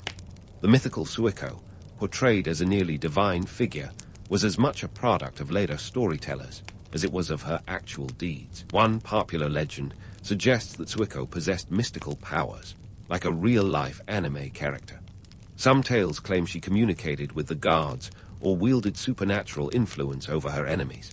While it's tempting to picture her casting spells in her spare time, the truth is far more pragmatic. Her influence came from keen political insight and strategic acumen, not from waving a magic wand. Then there's the artistic depictions. Fast forward a few centuries, and you'll find Suiko represented in countless scrolls and paintings. Here, she's often depicted as a serene, almost ethereal figure, demure, yet regal, like a porcelain doll with a 1,000-yard stare. These images were less about historical accuracy and more about embodying an idealized vision of femininity and power. Imagine a medieval Photoshop job, enhancing her aura while glossing over the gritty realities of ruling an empire. But why all the embellishment, you ask? Ah, there's the rub. The creation of these myths served multiple purposes. For one, they helped legitimize the rule of later female emperors by providing a storied precedent. It was much easier to justify a woman's ascent to the throne if you could point to a legendary ancestor who had already paved the way. And let's not forget the allure of a good story. Myths have a way of sticking around because, frankly, they're more entertaining than the sometimes mundane truth. Even today, we see a similar tendency to romanticize historical figures, painting them in broad strokes rather than nuanced shades. But when you dig into Suiko's actual reign, you find a leader navigating a minefield of political maneuvering, religious reform, and cultural exchange. She wasn't an isolated genius, but rather a skilled player in a complex game. Her power was as much about coalition building as it was about personal charisma. Economically, Japan under Suiko was no utopia. The construction of Buddhist temples, while culturally significant, was a massive financial undertaking. The famed Horyujai temple alone cost a fortune, diverting resources that could have otherwise bolstered military defenses or improved agricultural productivity. Suiko's decision to prioritize these projects was strategic, but it wasn't without its economic trade-offs. Think of it as choosing to invest in a tech startup during a recession, risky, but with the potential for long-term payoffs. The court under Suiko was a hotbed of political intrigue, with alliances as fleeting as cherry blossoms in spring. Maintaining her position required constant vigilance and a willingness to adapt. Unlike the static portraits that depict her as a stoic figure, Suiko's reign was dynamic and ever-evolving. She had to balance the interests of the Soga clan with those of rival factions, all while pushing forward her vision for a more unified Japan. Another myth worth busting is the idea that Suiko's reign was one of unbroken harmony, a golden age of peace and prosperity. While she certainly fostered significant cultural and religious development, her reign wasn't without conflict. The rival Mononobe clan and other traditionalists weren't exactly thrilled with the Soga clan's Buddhist agenda. Tensions simmered, and Suiko had to use every ounce of her diplomatic skill to keep things from boiling over. So, as we sift through the layers of myth and reality, one thing becomes clear. The true story of Empress Suiko is far richer and more complex than the legends suggest. Her reign was a testament to the power of strategic alliances, cultural adaptability, and forward-thinking governance. She was a woman who didn't just inherit a throne, but actively shaped the future of her nation. As we continue this exploration, keep in mind that the legend of Suiko, while enchanting, is just one strand in the intricate tapestry of her legacy. Stay tuned, as there's much more to unravel about the life and times of Japan's first female ruler. So here we are, standing at the end of Empress Suiko's remarkable reign, a woman who, despite being surrounded by a patriarchal maze that resembled a particularly tricky Sudoku, managed to leave an indelible mark on Japan. But let's not romanticize the past too much. Suiko's legacy was not built on fairy tales, but on strategic brilliance and a knack for political gymnastics that would put today's politicians to shame. Let's start with the most obvious legacy, paving the way for future female rulers. You see, Suiko's reign wasn't just an aberration, a historical hiccup in a male-dominated timeline. It was a precedent. Her success demonstrated that a woman could not just sit on the throne, but steer the ship of state with a firm hand. Fast forward a few centuries, and we see Empress Koken, also known as Empress Sharoku, taking up the mantle not once but twice, in 749 and again in 764 AD. Could these later empresses have risen to power without Suiko's groundbreaking reign? It's a bit like asking if today's Silicon Valley would exist without the garage startups of the 70s. Unlikely. Now, let's talk about Suiko's policies and their ripple effect. Remember her 17-article constitution? Well, it wasn't just about keeping the peace in the court's version of Game of Thrones. It was about laying the groundwork for a more centralized government, a novel idea in a land where regional warlords often acted like mini-dictators. Her emphasis on harmony and ethical governance was a precursor to the later Taika reforms in 645 AD, which sought to further centralize power and streamline administration. In other words, Suiko planted the seeds for a more unified Japan, much like a gardener who plants a tree they'll never see fully grown. On the cultural front, Suiko's reign was a turning point. Her endorsement of Buddhism didn't just fill the landscape with temples, it transformed the very fabric of Japanese society. Buddhism brought with it new art forms, architectural styles, and philosophical ideas that enriched Japan's cultural tapestry. The construction of Horyuji, for instance, wasn't just a religious statement, it was a declaration of cultural ambition. Completed in 607 AD, it became a hub for scholars and artists, much like a medieval Silicon Valley, but with less tech and more scrolls. Yet, for all her achievements, Suiko's reign wasn't a utopia. Economic challenges lurked beneath the surface like an iceberg waiting to sink a ship. The costs of her ambitious building projects, combined with the expenses of maintaining a lavish court, strained the state's coffers. It's the ancient equivalent of maxing out the national credit card, hoping that increased cultural capital will pay off in the long run. Despite these fiscal gymnastics, Suiko managed to keep the economy afloat, a feat that speaks volumes about her resourcefulness. And speaking of resourcefulness, let's not forget the diplomatic innovations of her reign. Suiko's court wasn't content to remain an isolated archipelago in a sea of changes. Her envoys to China and Korea weren't just bearers of gifts and goodwill. They were conduits of knowledge. These missions helped Japan leapfrog into a more sophisticated realm of governance and technology, picking up innovations like the Chinese calendar and advances in metallurgy. It's akin to sending your kid off to college abroad, hoping they bring back more than a suitcase full of laundry. As for the myth-busting, let's circle back to the notion that Suiko was a lone heroine in a man's world. True, she navigated a court filled with testosterone-driven power plays, but she didn't do it alone. Her brother, Soga no Yumako, was no sidekick. He was a political mastermind who helped orchestrate her ascent. Together, they were a formidable team, proving that behind every successful woman, there's often a supportive, if not slightly manipulative, brother pulling some strings. In reflecting on Suiko's legacy, it's tempting to draw parallels to modern politics. The challenges she faced, balancing competing interests, managing economic constraints, and pushing societal change, are as relevant today as they were in the 6th century. Leadership is the ultimate juggling act, whether you're dealing with ancient clans or modern political parties. And let's face it, the struggle to please everyone is a timeless conundrum that transcends eras. Suiko might have laughed at the thought of Twitter, but the court gossip she dealt with was just as relentless as any social media storm. In closing, Empress Suiko's story is a testament to the power of vision and resilience. She wasn't just a ruler, she was a trailblazer, a strategic thinker who dared to reimagine the possibilities for her nation. Her reign was a masterclass in leadership, one that offers lessons even today. So the next time you find yourself entangled in the complexities of modern life, remember Empress Suiko, because if she could navigate the political labyrinth of her time, surely there's hope for the rest of us. Temujin, born in 1162, wasn't the kind of guy you'd invite over for a leisurely game of chess. Unless, of course, you fancied losing your king and your head in one swift move. Long before he earned the title of Genghis Khan, the great Khan himself, Temujin was an underdog in the harsh steppes of Mongolia. Imagine a place where the landscape is as relentless as the power struggles it hosts. Here, survival wasn't just about outliving the winter, it was about outwitting your neighbors before they outwitted you. If Temujin's early life had a soundtrack, it would be composed of clashing swords and the quiet rustle of betrayal. Born to the Borjigin tribe, he was thrust into a world where alliances were as fragile as a snowflake in a desert.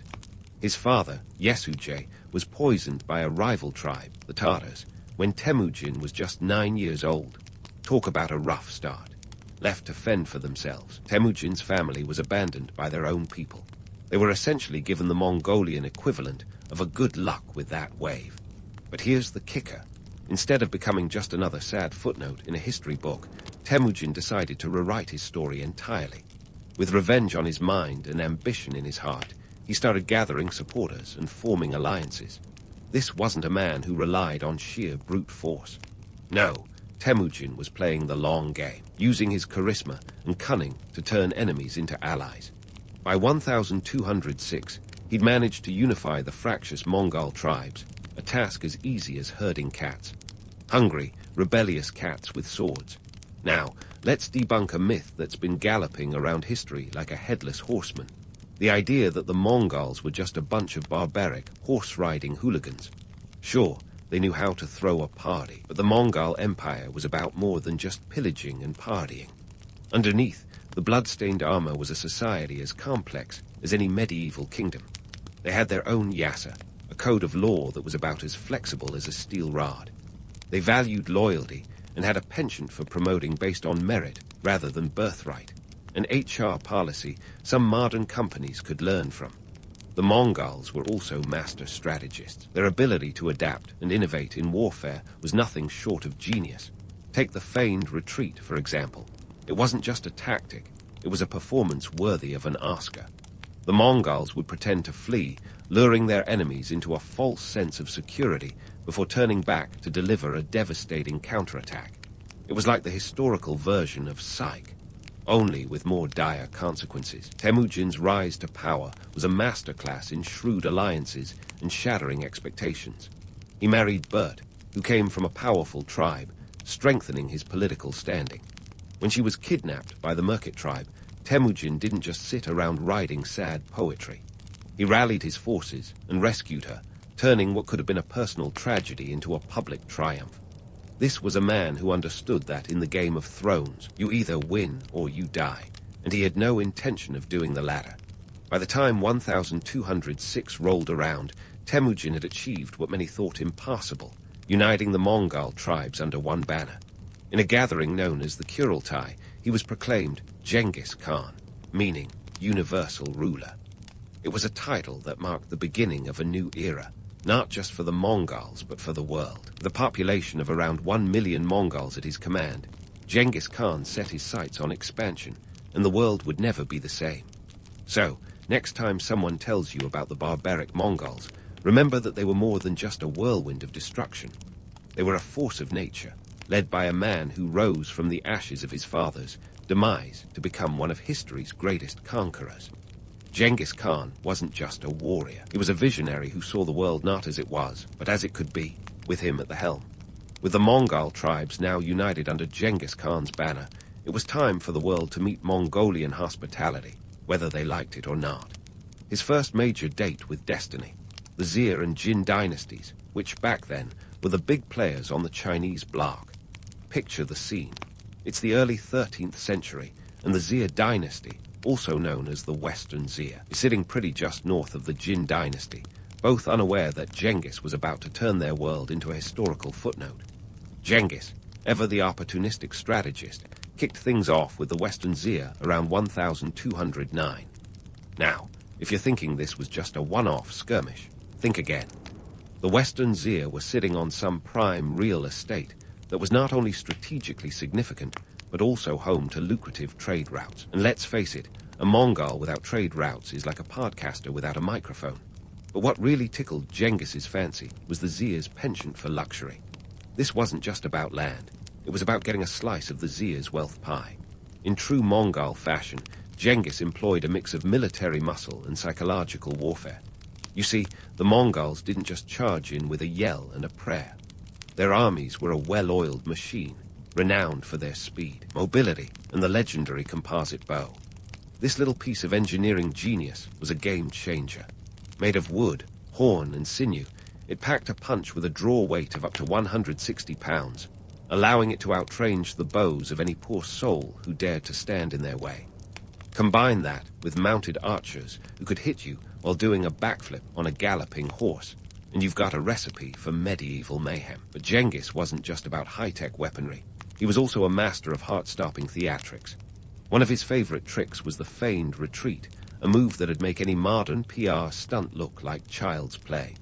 The Mongols would pretend to flee, drawing their enemies into a trap before turning around and delivering a crushing counterattack. It was like promising your enemies a cozy dinner, only to serve them a banquet of devastation. And speaking of dinner, Genghis had a thing for punctuality. Legend has it that he once told the residents of a besieged city that they'd better serve dinner on time, or else. It wasn't just a threat, it was a promise. Imagine telling a bunch of terrified city officials that if the roast isn't on the table by 7, you'd raze their city to the ground. It's a level of commitment to schedule keeping that would make any modern CEO blush. By 1210, the Zir had submitted, becoming a vassal state and agreeing to pay tribute. Genghis's next course, the Jin dynasty, which, unlike the Zir, wasn't about to roll over and play dead.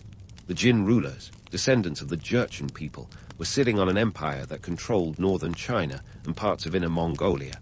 They were powerful, wealthy, and quite frankly, a bigger prize than the Zir. In 1211, Genghis launched his campaign against the Jin, and it was here that the Mongols really flexed their military muscles. With an army of around 90,000, Genghis was outnumbered, but he didn't let a little thing like math slow him down. His forces managed to punch through the Great Wall, no easy feat, and unleashed a wave of destruction that made even the most hardened warriors rethink their life choices. The Mongols, ever the innovators, also employed a bit of psychological warfare. They'd spread rumors, create chaos, and generally make life so unbearable for their enemies that surrender seemed like a holiday in comparison. But there was a method to this madness. The Mongols knew that capturing cities intact was far more beneficial than razing them to the ground. It wasn't just about the loot, although that was certainly a perk. It was about control, stability, and most importantly, the economic incentives that came with it. Ah yes, the economy. While the Mongols were often seen as raiders plundering on a whim, the truth was a bit more nuanced. Genghis Khan's campaigns were as much about economic gain as they were about military conquest. The Mongol Empire was built on a loot-based economy that fueled its expansion. Conquered territories were required to pay tribute, and trade routes were secured, ensuring a steady flow of goods and wealth back to the Mongol heartland. It was a system that kept the Mongol war machine well-oiled and its warriors well-fed. By 1215, the Jin capital of Jiangdu, modern-day Beijing, had fallen, marking a significant victory for Genghis. The Jin court was forced to move south, and the Mongols now had a firm grip on northern China. It was a seismic shift in power dynamics, and the world was beginning to take notice. Genghis Khan wasn't just a conqueror. He was reshaping the geopolitical landscape, one battle at a time. But let's not romanticize this too much. Genghis's campaigns were brutal, and the human cost was staggering. Cities were destroyed, populations decimated, and entire cultures uprooted. Yet amidst the chaos, Genghis and his Mongols brought about a new kind of order. They valued talent over birthright, promoted religious tolerance, and laid the groundwork for what would become one of the largest contiguous empires in history. So, while Genghis Khan was undoubtedly a force of destruction, he was also a catalyst for change. The Mongol Empire was about more than just conquest and chaos. It was about reshaping the world in Genghis's image. And as the dust settled over the conquered lands, the Mongols were just getting started. The world had yet to see the full extent of their ambitions, and Genghis Khan was determined to expand his reach even further. But that, my friends, is a tale for another time. And so, as the Mongol Empire's engines of conquest thundered ever onward, their sights turned westward to the Khwarezmian Empire, a bustling hub of trade and culture. Now, if you thought Genghis Khan was just about conquering and looting, hold onto your saddles, because this next chapter is one for the history books, complete with a plot twist that'd make a soap opera look tame. Picture the Khwarezmian Empire, a vast, sprawling entity stretching across modern-day Iran, Turkmenistan, Uzbekistan, and Kazakhstan. This wasn't just some backwater kingdom ripe for the picking. It was a bona fide superpower, a thriving melting pot of cultures, and a critical player on the Silk Road, a network of trade routes that was the medieval equivalent of Amazon Prime, only with more camels and less two-day delivery. Now, Genghis Khan wasn't the type to kick over anthills without reason. The Khwarezmian Empire was a prime target not just for its wealth, but for its potential as a trade partner. Genghis, ever the pragmatic strategist, initially extended the hand of friendship, proposing a trade agreement that would benefit both empires. But what followed was less a handshake across continents and more a diplomatic debacle that spiraled faster than a gossip column scandal. Enter Shah ad-Din Muhammad, the Khwarezmian ruler who, let's just say, had a bit of a chip on his shoulder. When Genghis sent a caravan of 500 merchants to open trade relations, the Shah greeted them with all the warmth of a Siberian winter, accusing them of being spies. He had the merchants arrested and their goods seized. Genghis, still trying to keep things civil, sent 3 envoys to negotiate. In a move that would make any diplomat facepalm, the Shah executed them, a diplomatic faux pas of epic proportions. Talk about poking the bear. If the Shah thought he could brush off Genghis Khan, he was about to learn a very costly lesson. The great Khan responded not with a strongly worded letter, but with an invasion force that made sure the Khwarezmian Empire was soon riding its own eulogy. Now, here's where the Mongol military machine really showcased its logistical brilliance. Genghis's army, estimated to be around 200,000 strong, moved with a swiftness that defied belief. Thanks to their incredible mobility, each soldier had multiple horses, allowing them to cover up to 100 miles a day. They swept through the empire like a sandstorm. And while the Mongols were renowned for their ferocity in battle, it was their strategic cunning that truly set them apart. Instead of a full frontal assault, Genghis employed a divide-and-conquer strategy, sending his forces in multiple directions to confuse and overwhelm the Khwarezmian defenses. It was a tactical masterpiece that hit the empire where it hurt, destabilizing it from within before the real storm of destruction arrived. But here's the kicker. The Mongols weren't just about obliterating their enemies. They were also keen on incorporating the best and brightest from the lands they conquered. During the Khwarezmian campaign, Genghis made a point of sparing scholars, artisans, and engineers. It was a pragmatic move. After all, who wouldn't want a team of brainiacs to help run their burgeoning empire? The Mongols also understood that cultural integration was key. They didn't just raze cities to the ground. They rebuilt them, sometimes even better than before. Conquered regions were brought into the Mongol fold, contributing to a vast network of trade and communication that stretched from Asia to Europe. This was globalization before it was cool, folks. But let's not sugarcoat it. The Khwarezmian campaign was brutal. Cities like Samarkand and Bukhara were left in ruins, and the human toll was staggering. Yet, amidst the chaos, the Mongols laid the groundwork for what would become a golden age of trade and cultural exchange. They established the Yam, a relay system for rapid communication across their empire, and secured trade routes that allowed for the safe passage of goods and ideas. It was the medieval version of an express lane, ensuring that the flow of commerce and knowledge never stopped. Ironically, while Genghis Khan is often remembered as a destroyer, his legacy also includes being a bridge builder, quite literally. The Mongols constructed roads connecting the far reaches of their empire, facilitating trade and communication like never before. They even promoted a form of religious tolerance that was practically unheard of in the medieval world. It's like they were running a PR campaign on how to be a multicultural empire before it was in vogue. Yet, for all their strategic brilliance and contributions to trade and culture, the Mongols also left behind a trail of devastation. It's this duality that makes their legacy so complex and compelling. They were both conquerors and unifiers, destroyers and creators, barbarians and visionaries. As Genghis Khan's campaign in the Khwarezmian Empire drew to a close, the world began to see the full scope of Mongol ambition. The great Khan wasn't just carving out an empire. He was reshaping the world order, one conquest at a time. With the Khwarezmian Empire now a footnote in the annals of history, Genghis's gaze turned elsewhere, ever hungry for more lands to bring under his banner. But don't think for a second that the Mongol juggernaut was slowing down. Oh no, they were just getting started. The world was their chessboard, and Genghis Khan was moving his pieces with a precision that left even his fiercest critics in awe. And while the Khwarezmian campaign was a testament to Mongol might and ingenuity, it was just another chapter in a saga that was far from over. As the dust settled over the smoldering remains of the Khwarezmian cities, the Mongol Empire continued its inexorable march across the globe. New horizons beckoned, and with them, new challenges and opportunities. The stage was set for another act in this epic tale, and the world watched with bated breath as Genghis Khan and his Mongols prepared to write the next chapter of history. But that, my friends, is a tale for another time. As the Mongol Empire's unstoppable momentum carried it beyond the smoldering ruins of the Khwarezmian cities, the next big question on everyone's mind was, where to next? Genghis Khan wasn't exactly the type to sit back with a cup of fermented mare's milk and rest on his laurels. No, with the Middle East and Eastern Europe in his sights, he was more like a chess player eyeing the rest of the board, ready to make his next calculated move.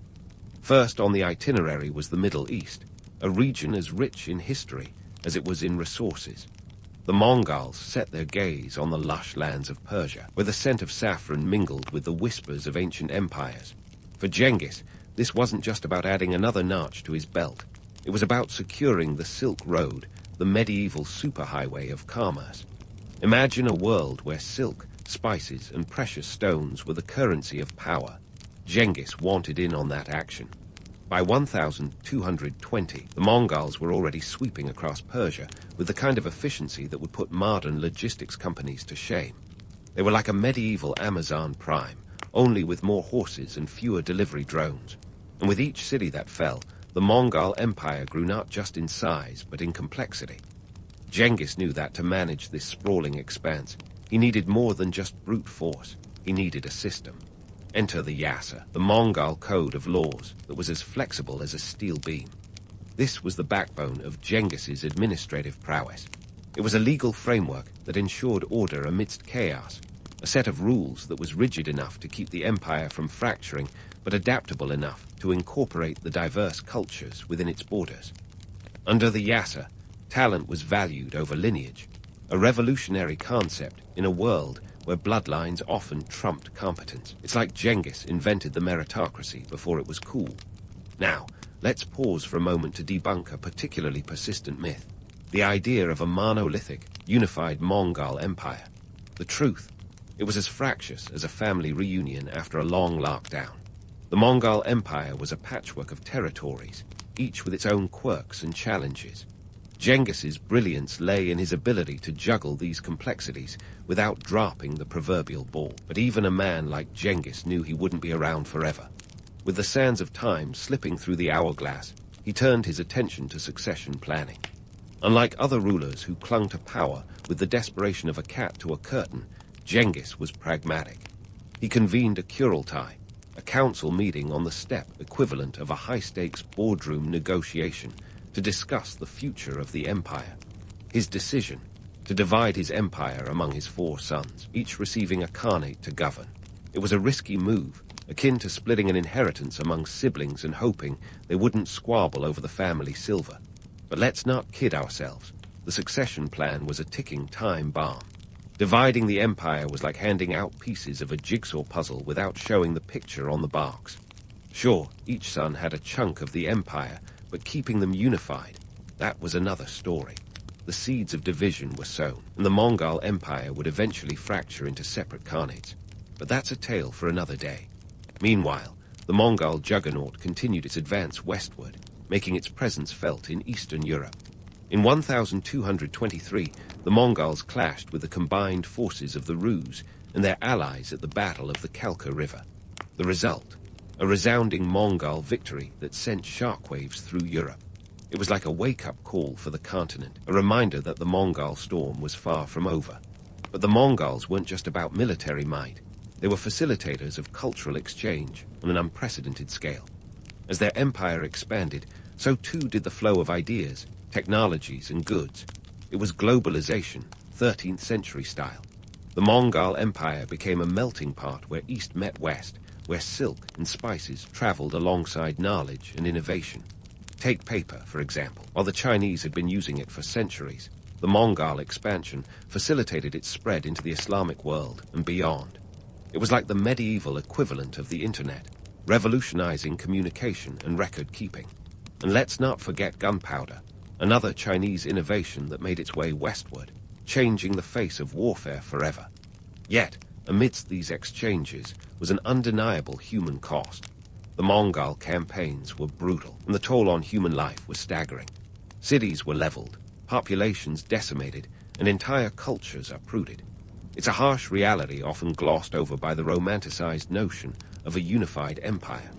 But the truth is, the Mongol Empire was built on the backs of the conquered, a testament to both the visionary leadership of Genghis Khan and the devastating consequences of his ambitions. As Genghis Khan's campaigns in the Middle East and Eastern Europe unfolded, the world stood on the brink of a new era. The Mongol Empire was reshaping the global order, one conquest at a time. And while the legend of Genghis Khan loomed large, the reality was far more complex, a tapestry woven from threads of triumph and tragedy, unity and division. And so, as we leave Genghis Khan surveying his empire from the heights of history, it's clear that his legacy was as vast and varied as the lands he conquered. His campaigns were not just about expanding borders. They were about transforming the world in his image. The Mongol Empire was a force of nature, a whirlwind of change that left an indelible mark on the annals of history. But with Genghis Khan's gaze now turning toward the sunset of his life, the stage was set for new challenges and new stories. And while our tale pauses here for now, rest assured that the saga of the Mongol Empire is far from over. There are more conquests to explore, more myths to debunk, and more truths to uncover. But that's a tale for another time. As the sun set on Genghis Khan's vast empire, the horizon was tinged with both triumph and inevitable decay. By 1227, the man who had reshaped the world was facing the final chapter of his life. His campaigns had stretched from the steppes of Mongolia to the fringes of Eastern Europe, carving out an empire that spanned a staggering 9 million square miles, roughly a sixth of the Earth's land area. But as any history buff will tell you, even the greatest of empires can't escape the ticking of the clock. Genghis Khan's death in 1227 is shrouded in a fog of legend and half-truths that would make any gossip columnist envious. Some tales suggest he fell from his horse. Others claim he was fatally wounded in battle, and a few whisper of a more scandalous demise involving a Tangut princess. While the specifics remain as elusive as a cat in a thunderstorm, one thing's for sure. Genghis Khan's death marked a turning point, both for his empire and the world. But let's not get ahead of ourselves. Before we dive into the aftermath, there's the small matter of Genghis Khan's burial, a subject as mysterious as a magician's hat trick. According to legend, his funeral procession went to great lengths to keep the final resting place a secret. They reportedly slaughtered anyone who crossed their path, ensuring that the location remained undiscovered. Some say the river Arnon was diverted to cover his tomb, while others speculate his grave lies beneath the sacred Birken Khaldun mountain. It's a mystery that has captivated historians and treasure hunters alike, a tantalizing reminder of the enigmatic figure that was Genghis Khan. With the great Khan gone, his empire didn't just pack up its bags and call it a day. Instead, it entered a new phase, one of consolidation and, paradoxically, peace. Enter the Pax Mongolica, a period stretching from the mid-13th to the late 14th century, during which the Mongol Empire facilitated unprecedented trade and cultural exchange across Eurasia. Think of it as the medieval version of a global village, a time when ideas, goods, and even people flowed relatively freely along the vast network of routes established by the Mongols. This era of peace wasn't just a historical footnote, it was a game changer. It meant that a merchant could travel from Venice to Beijing with a relative assurance of safety, his path protected by the Mongol postal system, a kind of ancient FedEx that ensured messages and goods zipped across the empire with surprising speed. The Silk Road, once a treacherous path fraught with bandits and political strife, became a bustling artery of commerce and innovation. And it wasn't just silk that was on the move. Spices, textiles, and technology crisscrossed the empire, along with something more intangible, knowledge. The Mongols, contrary to their barbaric reputation, were cultural magpies. They picked and assimilated the best practices from the societies they conquered, from the construction techniques of Chinese engineers to the medical knowledge of Persian scholars. It was like a medieval version of an open-source project, with the Mongols acting as the world's most ambitious curators. And while the Pax Mongolica brought prosperity and innovation, it also served as a stark reminder of the dual nature of Genghis Khan's legacy. Yet, even in this period of relative calm, the seeds of fragmentation had been sown. Genghis's decision to divide his empire among his sons was a strategic gamble akin to splitting a winning lottery ticket among siblings. It was only a matter of time before the unity he had forged began to unravel. By the late 13th century, the once mighty Mongol Empire had fractured into several khanates, each ruled by a descendant of Genghis Khan. The Golden Horde in Russia, the Ilkhanate in Persia, the Chagatai Khanate in Central Asia, and the Yuan dynasty in China, each a testament to the sprawling influence of the Mongol legacy, yet also a sign of its inherent instability. The fragmentation of the Mongol Empire didn't happen overnight. It was a slow, almost imperceptible process, like watching a glacier inching its way to the sea. Internal rivalries, external pressures, and the sheer complexity of managing such a vast territory all played a part in its eventual decline. By the time the dust settled, the Mongol Empire had become a collection of loosely connected territories, each with its own ambitions and challenges. So, what do we make of Genghis Khan now? Was he a ruthless conqueror, a man whose ambitions left a trail of destruction across continents? Or was he a unifier, someone who, through sheer force of will, brought disparate people together under a single banner? The truth, as is often the case, lies somewhere in between. Genghis Khan was a figure of contradictions, a man who could be both brutal and benevolent. His campaigns were marked by unimaginable violence, yet they also laid the groundwork for a new era of connectivity. He was a visionary who saw beyond the horizon, yet his empire ultimately succumbed to the same forces that have toppled every empire since, the push and pull of human nature. In the end, Genghis Khan's legacy is a testament to the complexity of history. It's a reminder that the past is rarely black and white, that the stories we tell ourselves are often more myth than reality. Yet, within those myths lies a kernel of truth, a glimpse into the forces that have shaped our world. As we close the book on the saga of Genghis Khan, it's clear that his impact was profound, his influence enduring.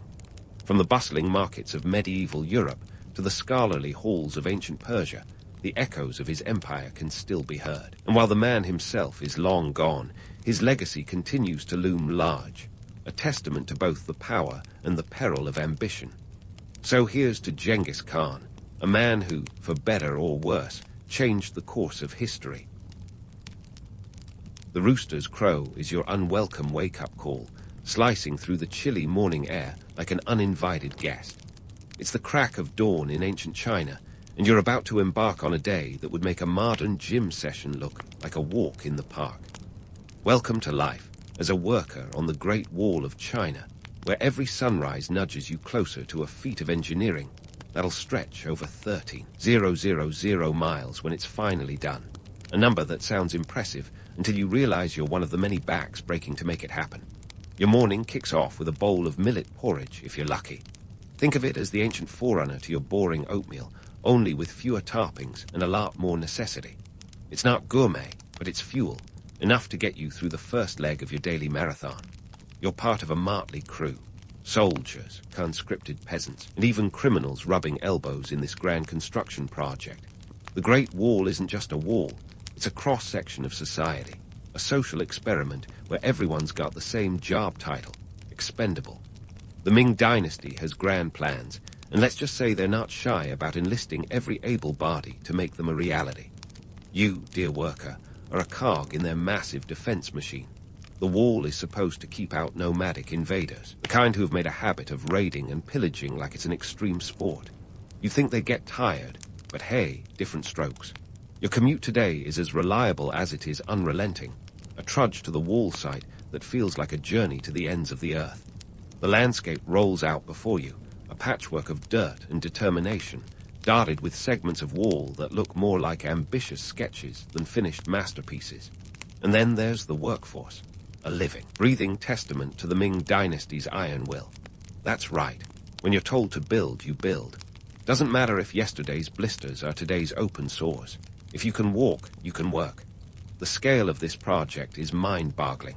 Over 13,000 miles of wall, and you're responsible for a few measly feet of it today. It's hard to picture the finished product when you're staring at a pile of rocks and dirt that looks more like a toddler's sandbox than a defensive masterpiece. But that's the genius, or absurdity, of this whole endeavor. The Great Wall is both a testament to human ambition and a monument to human suffering. For every success story, there's a tale of hardship that didn't quite make it into the history books. As you pick up your tools, rudimentary but effective, you're reminded of the sheer manpower involved in this colossal undertaking. You're the muscle behind the Ming Dynasty's defense strategy, a strategy that hinges on the idea that a really big wall will deter any would-be invader with a penchant for horseback raiding. It's a theory that's more about hope than certainty, but who are you to question it? You're just here to work.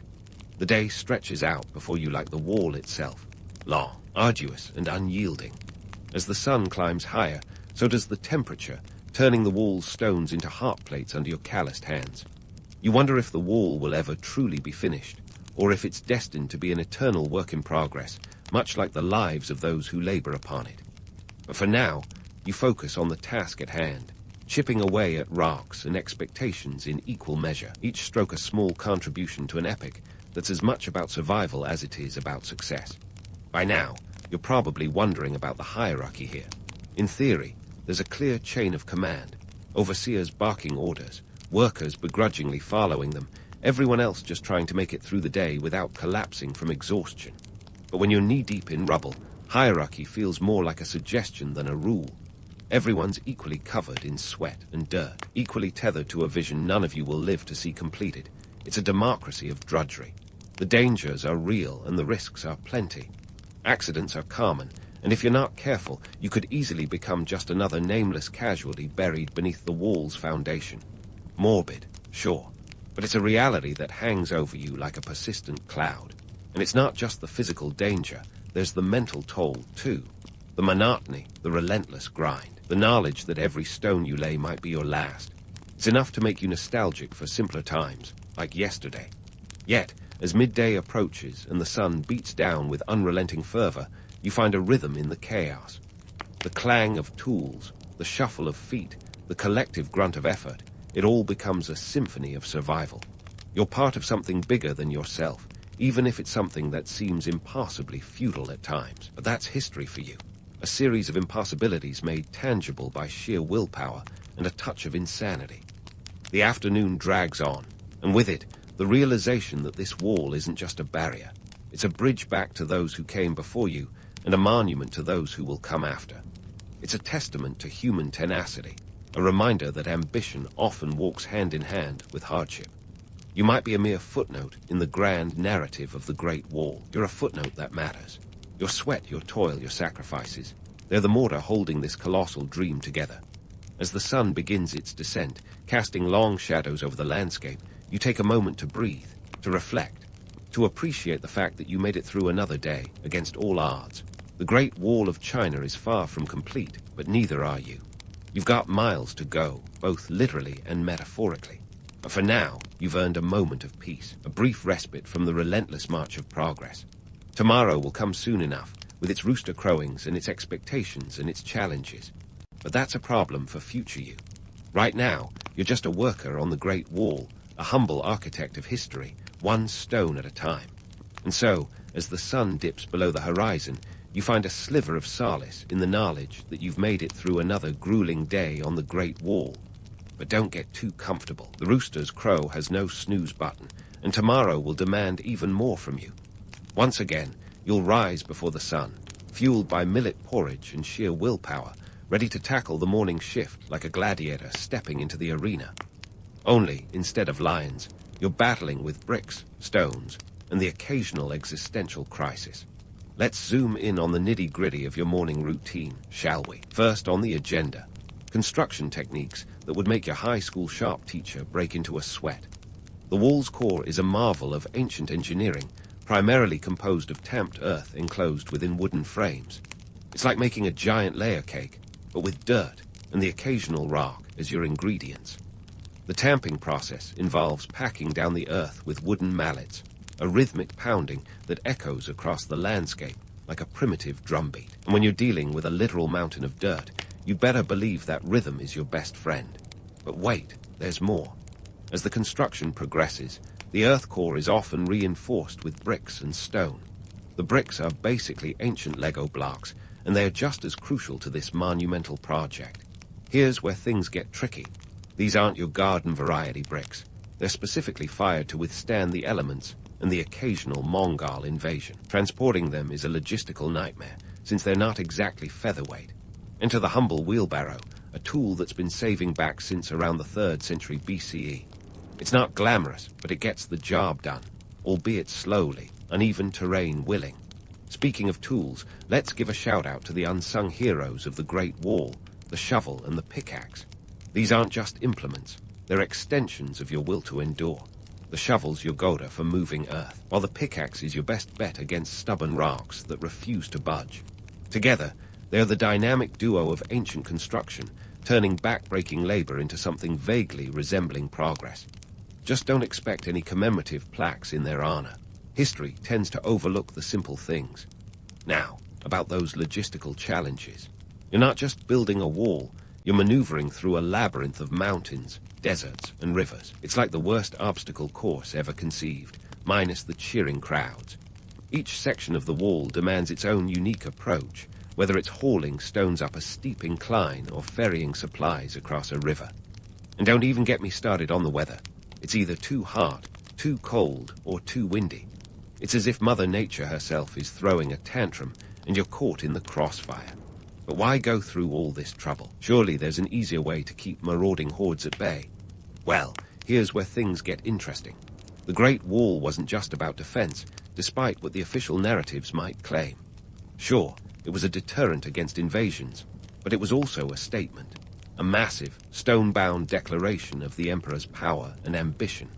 It was an infrastructure project with a side of propaganda, a way to flex political muscle while giving the populace something to rally behind. And then there's the economic angle. Building the wall created jobs, lots of them.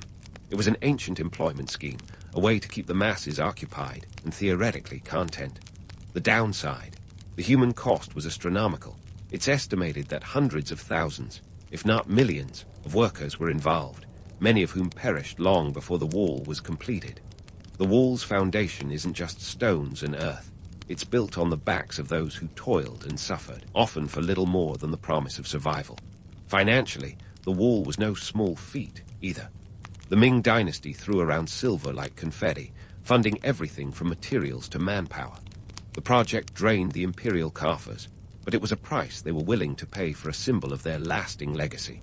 And let's be honest, when you're an emperor, a 13,000-mile wall is one heck of a lasting legacy. It's the kind of thing that gets you remembered, even if the people who actually built it remain nameless. As you stand atop the wall, catching your breath and gazing out over the expansive horizon, it's tempting to romanticize the whole affair. After all, the Great Wall is one of history's most enduring wonders, a testament to human ingenuity and perseverance. But behind the grandeur lies a harsh reality, one of relentless labor and sacrifice. It's a sobering reminder that history isn't just about what gets built. It's about who builds it and what they endure along the way. So as the day draws to a close and the stars begin to twinkle above, you find yourself pondering the true cost of greatness. The Great Wall may stand as a monument to the past, but it's the stories of those who labored upon it that truly bring it to life. Tomorrow, you'll return to your place among them, ready to add another chapter to this epic tale. But for now, you take comfort in the knowledge that you're part of something bigger than yourself, something that will echo through the ages long after you're gone. As the stars twinkle above, you're reminded that the Great Wall isn't just a stone barrier, but a living, breathing entity, one that extends far beyond the horizon and deep into the lives of those who built it.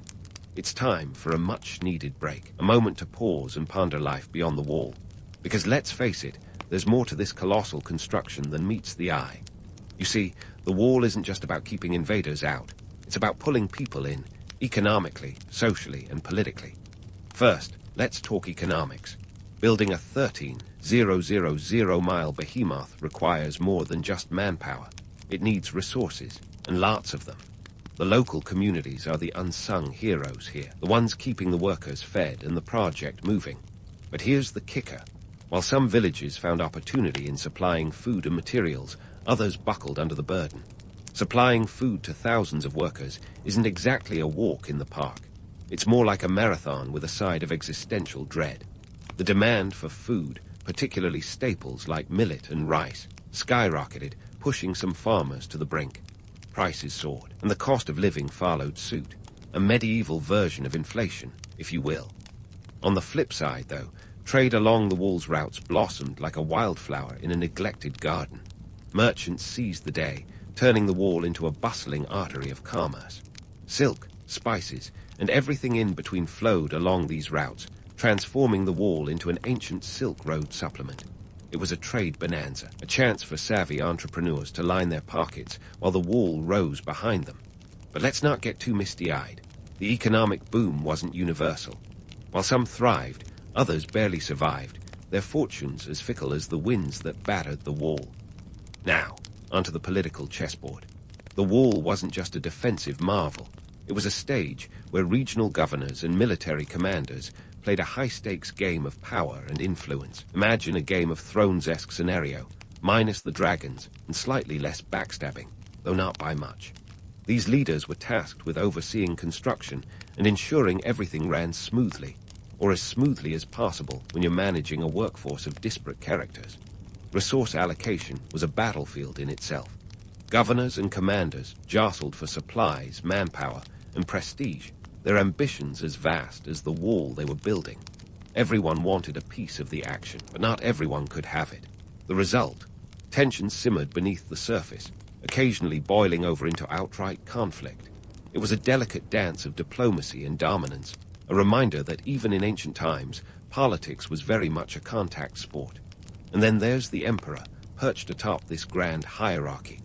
For him, the wall was more than a military necessity. It was an emblem of his reign, a legacy etched in stone for generations to come. But here's the unvarnished truth. While the emperor basked in the glory of the wall, it was the everyday folk who shouldered the burden, proof that history sometimes forgets those who truly make it.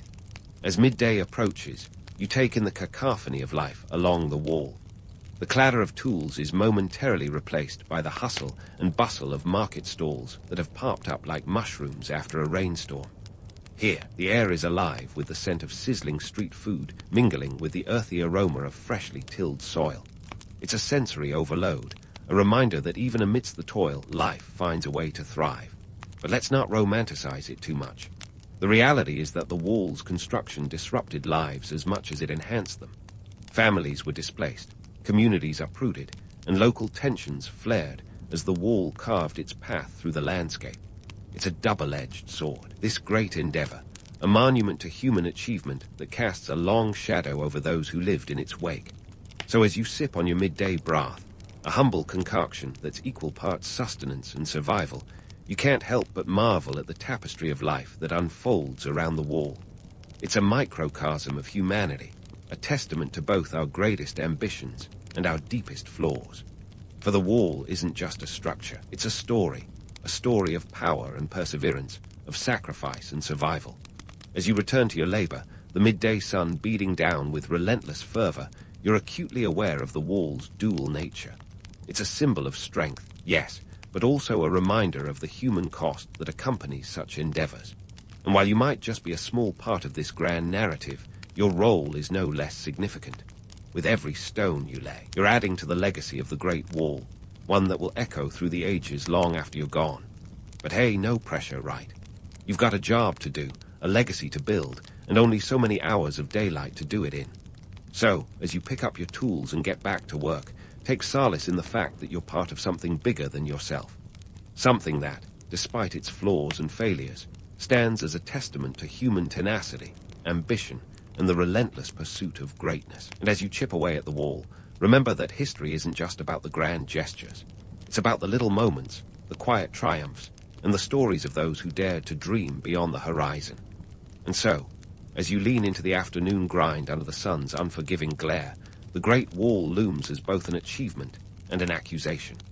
It's a 13,000-mile testament to human endurance, yet it whispers tales of oppression with every stone. The romantic notion of the wall as a beacon of unity. Yeah, that's got more holes than Swiss cheese. Here's the thing. The wall was less about community spirit and more about imperial muscle flexing.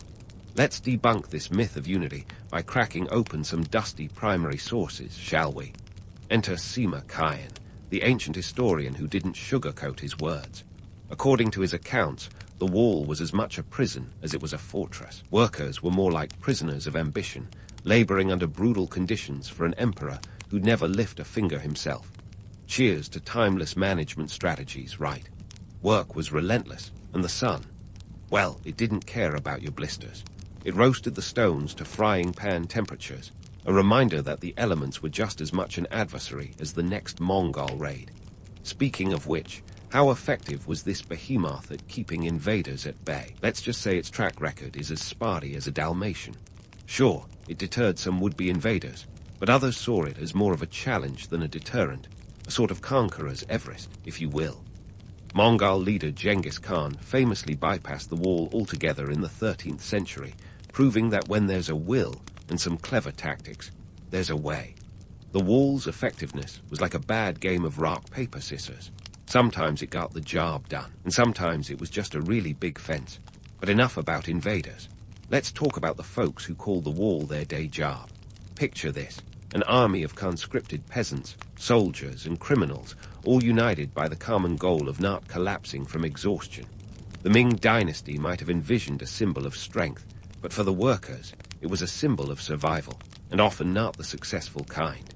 Estimates suggest that as many as 400,000 people died during its construction. That's a grim figure that puts the romanticism of the wall into stark perspective.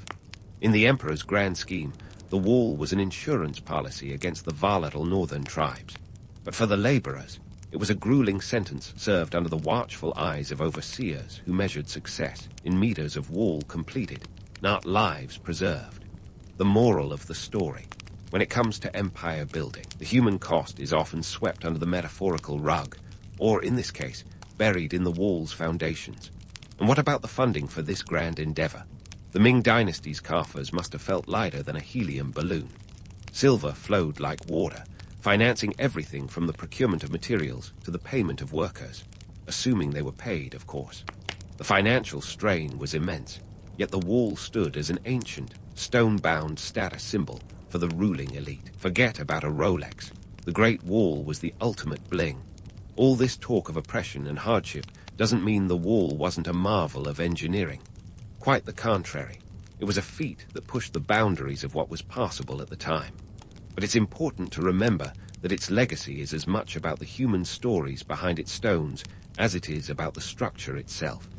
It's a monument to both ambition and the sacrifices made in its shadow. As the afternoon wears on, your muscles groan under the strain of another stone lifted, another foot of wall laid. The rhythm of work, once a comforting drumbeat, begins to feel more like a dirge. You're not just building a wall, you're laying down a piece of history, a legacy that will speak for itself long after you've hung up your tools. Yet, as you chip away at the stones, you can't help but reflect on the wall's dual nature, both a marvel of human achievement and a monument to human suffering. It's a story that doesn't fit neatly into the textbooks. It's messy, complicated, and entirely human. And as you toil under the sun, you find a strange solace in the fact that you're part of this grand, imperfect narrative.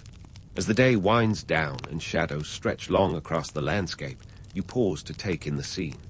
The wall, in all its grandeur and gravity, extends beyond the horizon, a testament to the tenacity of those who built it and the ambitions of those who ordered it.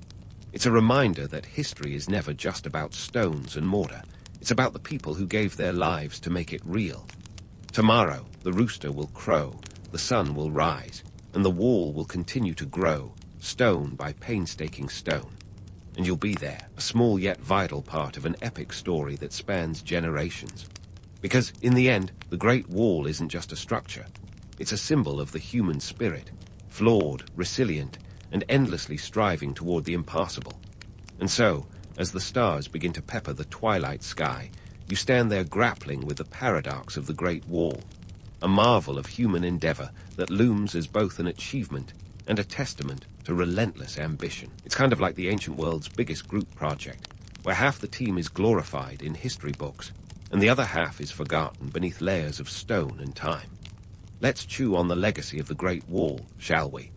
Originally conceived as a bulwark against invasions, this 13,000-mile wonder has evolved into a symbol of Chinese identity, an identity that's as complex as the wall's serpentine path through mountains and deserts. It's become the ultimate metaphorical selfie backdrop for a nation, representing strength, endurance, and the audacity of an empire to etch its ambitions onto the earth itself. But here's where things get interesting. While the wall's been marketed as an impenetrable bastion, the reality was a bit more porous. Sure, it was a deterrent, but not the fail-safe fortress of legend.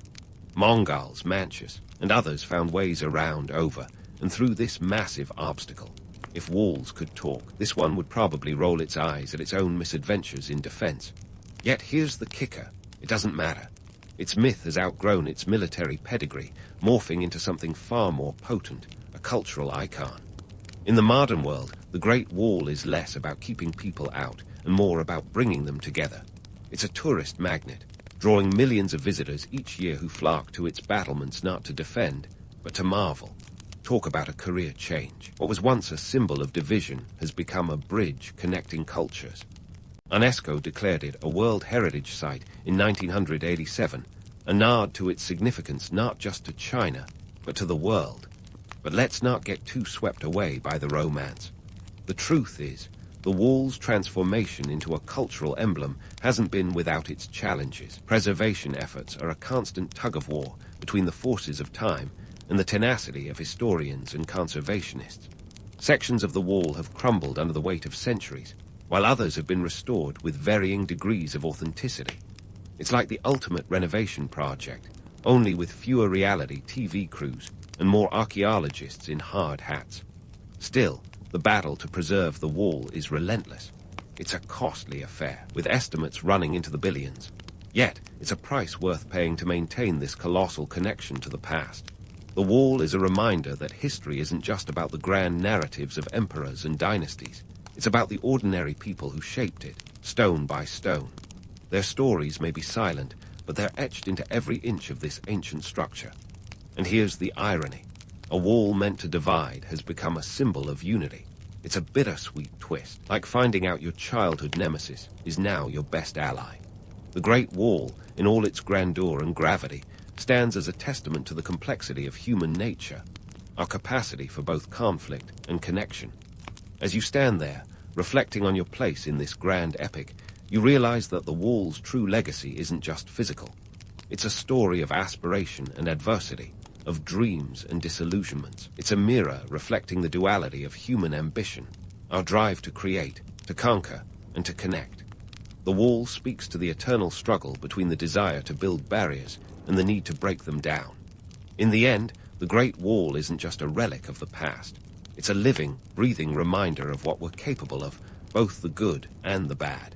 It's a legacy of resilience, one that will continue to inspire and challenge us for generations to come. As the sun sets on another day, you take solace in the knowledge that you're part of this story, a story that stretches beyond the horizon and echoes through the ages.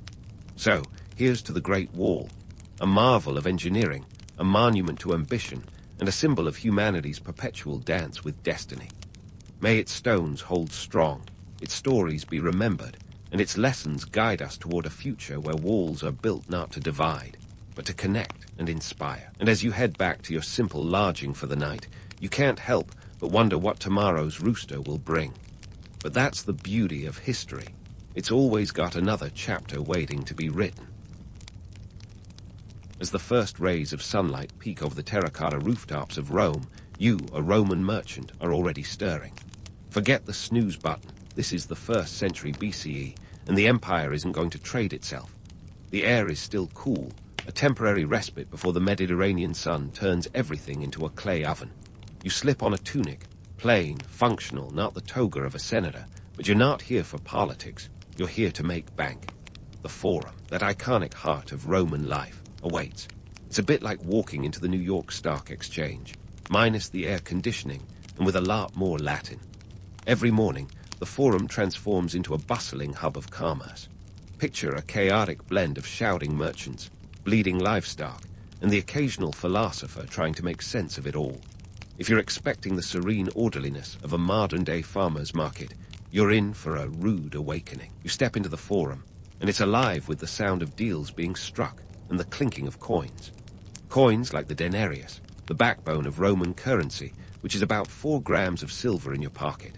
It's not just silver and gold that change hands here, but a mind-boggling array of goods.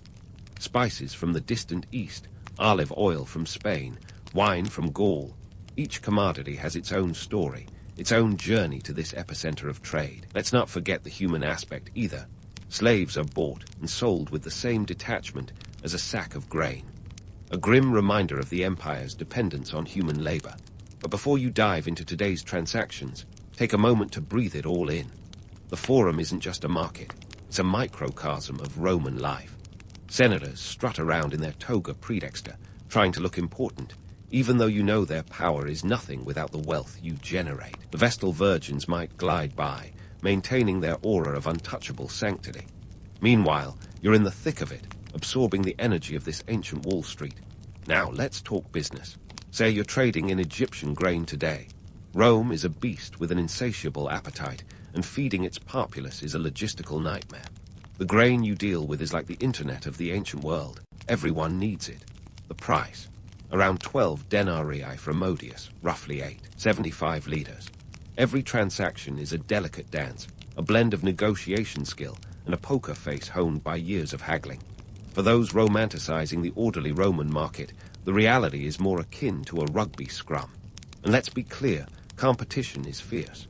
You might play nice with your fellow merchants, but you're all vying for the same sesterces. Alliances are as fleeting as the seasons. One minute you're sharing a pitcher of Falanian wine, the next you're cutting deals with their suppliers. Business is business, after all. Let's not ignore the darker underbelly of this vibrant scene. With every denarius you pocket, there's an acknowledgement of the inequality that fuels this economy. Slavery, a brutal and dehumanizing system, is as much a part of the landscape as the marble columns surrounding you. It's a harsh truth, one that's easy to brush aside amid the clamor of commerce, but they're nonetheless. Yet, for all its chaos, the Forum is a testament to the ingenuity and resilience of Roman society. It's where politics, economy, and culture collide in a magnificent, messy symphony. As you navigate through the crowd, each transaction is a step closer to maintaining your stature, your livelihood. And while the myths of Roman efficiency and order abound, You know that at the heart of it all is this vibrant, unruly, and utterly human marketplace. So, as you wrap up your early morning dealings, remember, the day is young, the city is alive, and the Forum, with all its flaws and wonders, is your stage. Whether you're bartering with the best of them or just soaking in the atmosphere, you're part of something that's both ancient and timeless. Keep your wits about you. The next opportunity might be just around the corner, or at least at the next stall. The Forum's chaos fades as you step away, but don't get too comfortable. Now comes the part that separates the merchants from the amateurs. It's time to tackle the logistics of ancient trade, a beast as complex as Rome itself. While the Forum is the beating heart of commerce, the veins and arteries that keep the empire alive are the roads and sea routes sprawling across the Mediterranean. If you think dealing in grain is as simple as a handshake in the Forum, buckle up. This ride is about to get bumpy. First, let's talk about those famous Roman roads. The expression, "all roads lead to Rome," isn't just a catchy slogan, it's a logistical marvel. Stretching over 400,000 kilometers, these roads are the empire's real lifeline, paved with volcanic stone and ambition. They're like the Roman equivalent of broadband internet, fast, efficient, and prone to the occasional outage, thanks to Mother Nature. The Via Pier, for instance, connects Rome to the southeastern ports, a critical segment of the trade network. Traveling these roads with your goods, expect to cover about 30 kilometers a day if you're lucky and your mule isn't feeling particularly obstinate. But hold on to your sandals, because land isn't the only game in town. The Mediterranean Sea, dubbed Mare Nostrum, or Our Sea by the Romans, is your aquatic highway. Ports like Ostia and Puteoli are buzzing beehives of maritime activity. Shipping goods by sea is faster and can handle bulkier loads than overland, but it's not without its perils. Pirates, those ancient versions of hostile takeovers, lurk in waters like the Cilician coast, ready to relieve you of your precious cargo. And if piracy doesn't sink your ship, an unexpected storm might. The sea is as unpredictable as a Roman senator's loyalty. Speaking of risks, let's not gloss over the costs. Transporting goods isn't a matter of simply flicking a wrist and having them appear at their destination. It's expensive and fraught with peril. Hiring a ship could set you back 4,000 sestertii, a hefty price tag when a legionary earns about 900 sestertii a year. It's a constant balancing act between potential profit and the very real threat of financial ruin. You hedge your bets with insurance, a practice as old as trade itself. Contracts called bararmri ensure that if your ship doesn't make it, you're not left destitute. It's a safety net that's as reassuring as it is essential. Now, about the Roman state's role in all this. If you're picturing a benevolent empire with a firm hand on the tiller, think again. The state's involvement is often more myth than reality. Sure, you've got the Praetorian Guard to keep the peace, but their jurisdiction pretty much ends where the Forum's marble steps do. Out on the roads or at sea, you're mostly on your own. The occasional military convoy might offer protection against bandits, but it's more the exception than the rule. Rome's idea of regulating trade often boils down to healthy tax collection rather than ensuring your goods safely traverse the empire. And communication. Forget about sending a quick text to confirm a deal. Messages travel the same roads and seas as you do, with all the speed of a particularly sluggish tortoise. The Cursus Publicus, Rome's state-run postal system, is efficient for its time, but slow by our standards. It's a network of relay stations where riders swap horses to keep messages moving. Your best bet for timely updates is a trusted runner or a well-timed trip yourself. With all these moving parts, you'd think Roman trade is a logistical nightmare, and you wouldn't be far off. Yet, in a world without emails or overnight shipping, it's a testament to human ingenuity that the system works at all. Merchants like you are the unsung heroes of this intricate dance, threading the needle between fortune and disaster on a daily basis. So, as the midday sun reaches its zenith, casting long shadows over the cobbled streets, remember that every grain of wheat, every amphora of wine, every bolt of silk owes its journey to the relentless drive and daring of traders who dared to dream and risk it all in the name of commerce. And just like that, your day continues. No rest for the weary, as they say. There are deals to finalize, shipments to oversee, and always another horizon waiting to be explored. The afternoon promises more challenges, but also more opportunities. In the world of Roman trade, the only certainty is that nothing stays the same for long. So, as the midday sun dips lazily over the horizon, you find yourself in the thick of Rome's social and political jungle, a place where merchants like you are regarded with a mix of envy and suspicion. Yes, you might say the Roman elite have a love-hate relationship with your kind. The senators and patricians, clad in their pristine togas, frown upon the grubby business of trade, even as they secretly enjoy the spoils it brings. It's as if they want the cake without touching the flour. Let's get one thing straight. Merchants are the lifeblood of the Roman economy, but don't expect a pat on the back from the upper crust. The elite view you as nouveau rich upstarts, sniffing disdainfully as you stroll by, even though their lavish dinners wouldn't be possible without the spices and silks your trade brings in. It's a classic case of let them eat cake, minus the gratitude. In stark numbers, merchants like you are responsible for a significant slice of the empire's GDP, yet you're often lumped in with the lower classes in the social hierarchy. There's a certain irony in that. Your success is both your ticket to influence and your social Achilles heel. Now, speaking of influence, let's chat about the Roman legal framework, or more accurately, the bureaucratic circus you have to navigate. Trade in Rome isn't just about supply and demand. It's also about sidestepping the endless legal hoops designed to trip you up. The Lex Claudia, for instance, is a piece of legislation that restricts senators from owning large shipping fleets, supposedly to prevent conflicts of interest. But here's the kicker. While the law aims to curb their direct involvement in trade, it opens a Pandora's box of backdoor dealings. Senators often invest in your ventures, using you as their economic proxy while publicly maintaining their polished image. It's a grand illusion, a classic Roman sleight of hand. And let's not forget taxes. Ah, the Roman taxman, a figure as unavoidable as a cold at a toga party. The tax system is a masterpiece of Byzantine complexity, with levies on everything from goods in transit to the very ground you walk on. Customs duties, known as portoria, can range from 5% to 5% of your cargo's value, a figure that could mean the difference between profit and loss. The publicani, or tax collectors, are notorious for their creative accounting, often pocketing a little extra for themselves. If you're not careful, navigating this fiscal labyrinth can feel like wrestling a bear in a toga. But you're no rookie.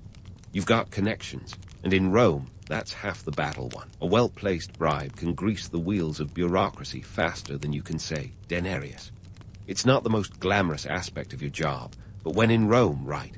A few sestertii slipped to the right official can expedite permits, secure favorable trade terms, or even arrange for a little oversight on your tax declarations. It's the unofficial Roman way, a nod to the understanding that sometimes the system needs a little nudge. Now, while we're on the subject of connections, let's talk about the patron-client relationship. This isn't just a social nicety, it's the backbone of Roman society. As a merchant, you might find yourself in the role of a client to a powerful patron, perhaps a senator who can open doors that remain stubbornly closed to those without the right handshake. In return, you're expected to offer your services, maybe a preferential trade deal or a little insider information. It's a delicate dance of give and take, a reminder that in Rome nothing comes for free. And yet, despite these hurdles, there's something undeniably thrilling about the challenge. It's a high-stakes game, with a chance of great reward for those who play it right. As you maneuver through this intricate web of commerce, politics, and social jockeying, you're part of a grand tradition, one that has built empires and toppled regimes. There's a romance to it, a sense of being a key player in a story that's larger than yourself, even as you acknowledge the grit behind the glamour. So, as the afternoon stretches on and the shadows lengthen, you find yourself reflecting on the day's successes and setbacks. The market may slow, but the business of being a merchant never truly stops. There are more deals to be made, more alliances to forge, and inevitably more obstacles to overcome. But for now, you take a moment to appreciate the complexities of your world, the social dynamics, the political machinations, the sheer audacity of commerce in the Roman Empire. It's a world that's as challenging as it is rewarding, a testament to human ambition and ingenuity. As you prepare to dive back into the fray, remember that each decision, each strategic move, contributes to a legacy that's both personal and collective. The wheels of history are turning, And you, with all your cunning and courage, are helping to drive them forward. The sun may be setting, but for a Roman merchant, the adventure is far from over. The city is alive, the opportunities are endless, and tomorrow the game begins anew. So keep your eyes sharp and your purse strings tighter. You never know when the next big deal will sail into port. As you gear up for the next round of merchant adventures, the Roman evening stretches ahead, a tapestry of possibilities and intrigue. It's not just about goods changing hands.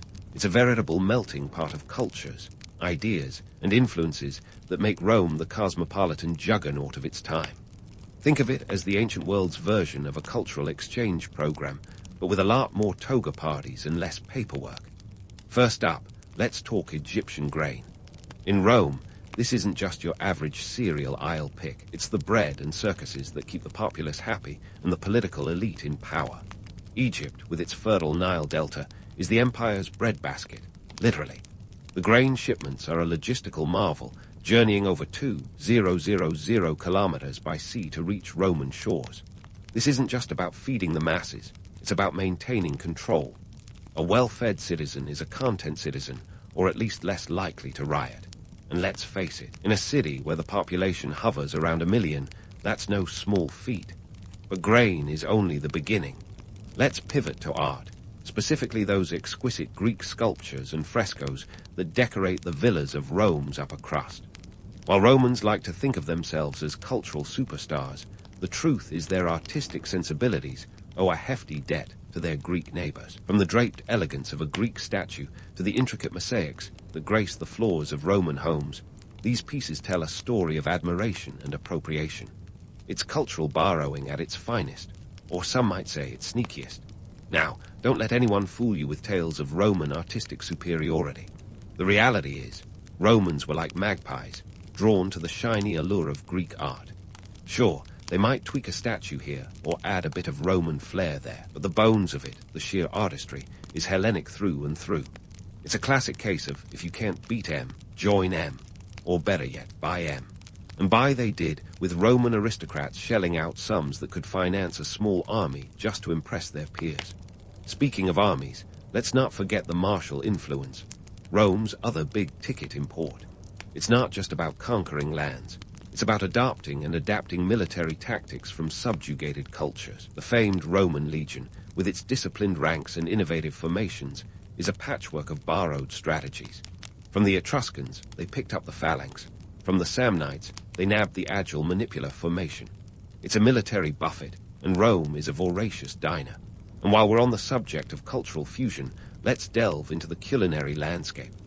Roman cuisine is a smorgasbord of flavors from across the empire, a testament to their love of novelty and, let's be honest, showing off. From garum, the fermented fish sauce that's the ancient precursor to ketchup, to the exotic spices from India and the Middle East, Roman tables are as diverse as their empire. It's a far cry from the simple porridge of Rome's early days, a culinary evolution that mirrors the empire's expansion. But let's not get too carried away with romantic notions of multicultural harmony. For every delightful blend of tastes and ideas, there's an underlying tension. Rome's identity is a delicate balancing act, a constant tug-of-war between embracing the exotic and clinging to tradition. The influx of foreign influences is both a boon and a bane, sparking innovation while also stirring fears of cultural dilution. Sound familiar? It's an age-old story, as relevant today as it was back then. Yet, despite, or perhaps because of, these tensions, Rome thrives. It's a city that never sleeps, a place where merchants like you not only trade goods, but also ideas. You're more than just a cog in the economic machine. You're a conduit for cultural exchange. Every transaction, every negotiation is a chance to learn, adapt, and evolve. It's a dynamic dance that keeps Rome on the cutting edge, a testament to the power of diversity in shaping a world-class civilization. So as the shadows lengthen and the city buzzes with the hum of evening life, consider the myriad influences that have woven themselves into the fabric of Roman society. From the bustling markets to the quiet contemplation in art-filled atriums, every corner of Rome tells a story of cultural osmosis. It's a reminder that the empire's strength lies not just in its military might or economic prowess, but in its ability to absorb, adapt, and thrive amidst a tapestry of influences. As you wrap up your day, standing amidst the remnants of deals made and futures plotted, take a moment to appreciate the intricate web of cultural exchange that defines your world. You're part of something grander than mere commerce, a living testament to the complex, often messy, but ultimately enriching process that is cultural fusion. The sun may set on another day, but the story is far from over. Keep that merchant's soul alive, for tomorrow promises new opportunities, new challenges, and inevitably new stories to tell. The city may rest, but its spirit of adventure never sleeps. As you stand there, the vibrant hum of the Roman evening settling around you, it's time to reflect on the broader economic landscape you've been navigating all day. Ah, the Roman economy, a beast as ambitious as it is flawed. Now, before you get swept away by images of endless prosperity and perfectly paved roads, let's talk reality. The Roman economy wasn't just built on the backs of merchants like you, but also on a foundation shaky with over-reliance on slave labor and rampant economic disparity. Picture this. Half the population of Rome in the 1st century BCE is enslaved, a staggering statistic that underscores the empire's dependency on human chattel. For every denarius in your pocket, there's a shadow of inequality that stretches far and wide. Slaves run the gamut from household servants to highly skilled artisans, and their labor is the hidden engine of your trade, reducing costs and inflating profits. But here's the kicker. This over-reliance on slaves is a double-edged sword.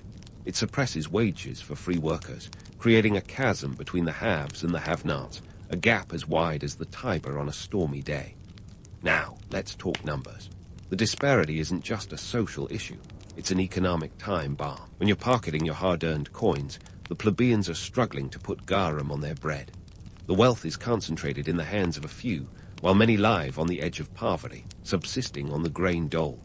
It's a system ripe for unrest, a fact not lost on the emperors who dole out bread and circuses to keep the masses placated.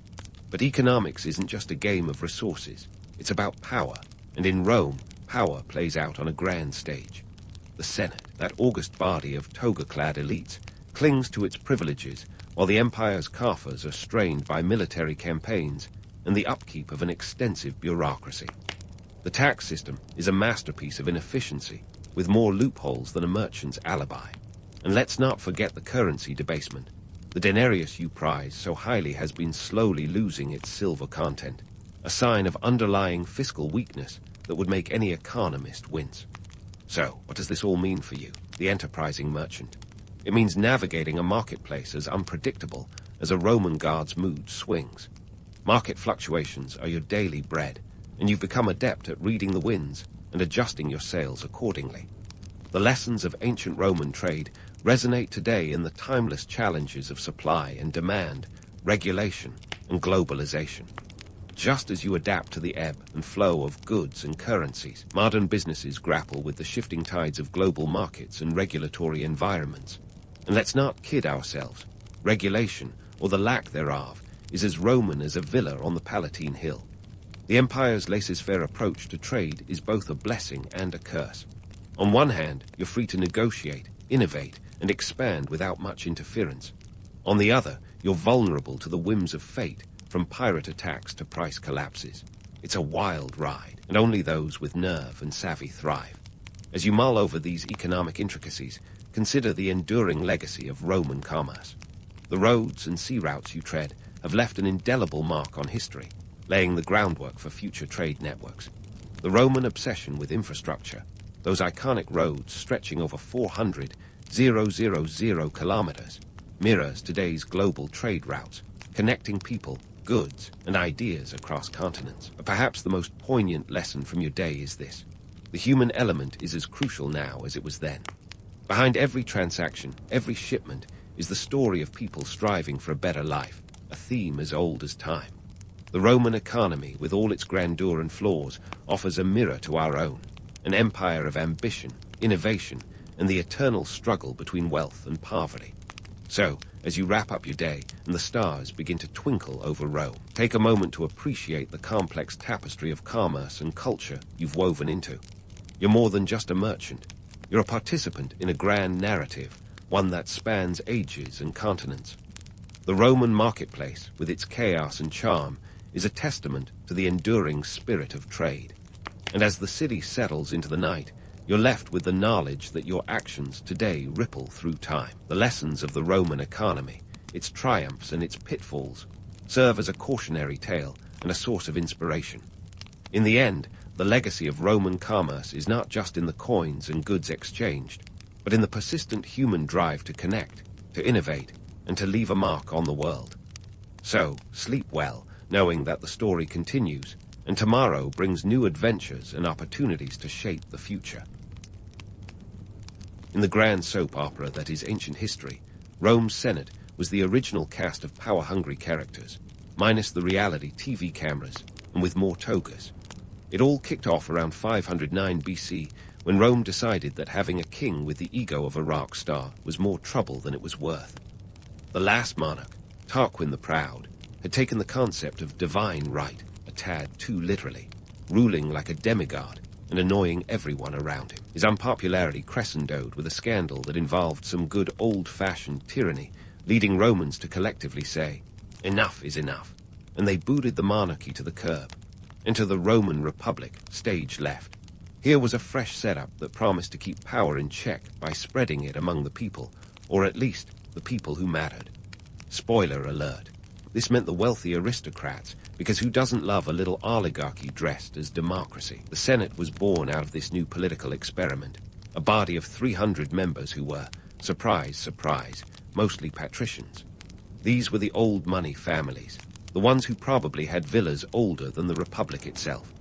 For the Romans, the idea was to create a system that would prevent any one person from having too much authority, a kind of ancient checks and balances.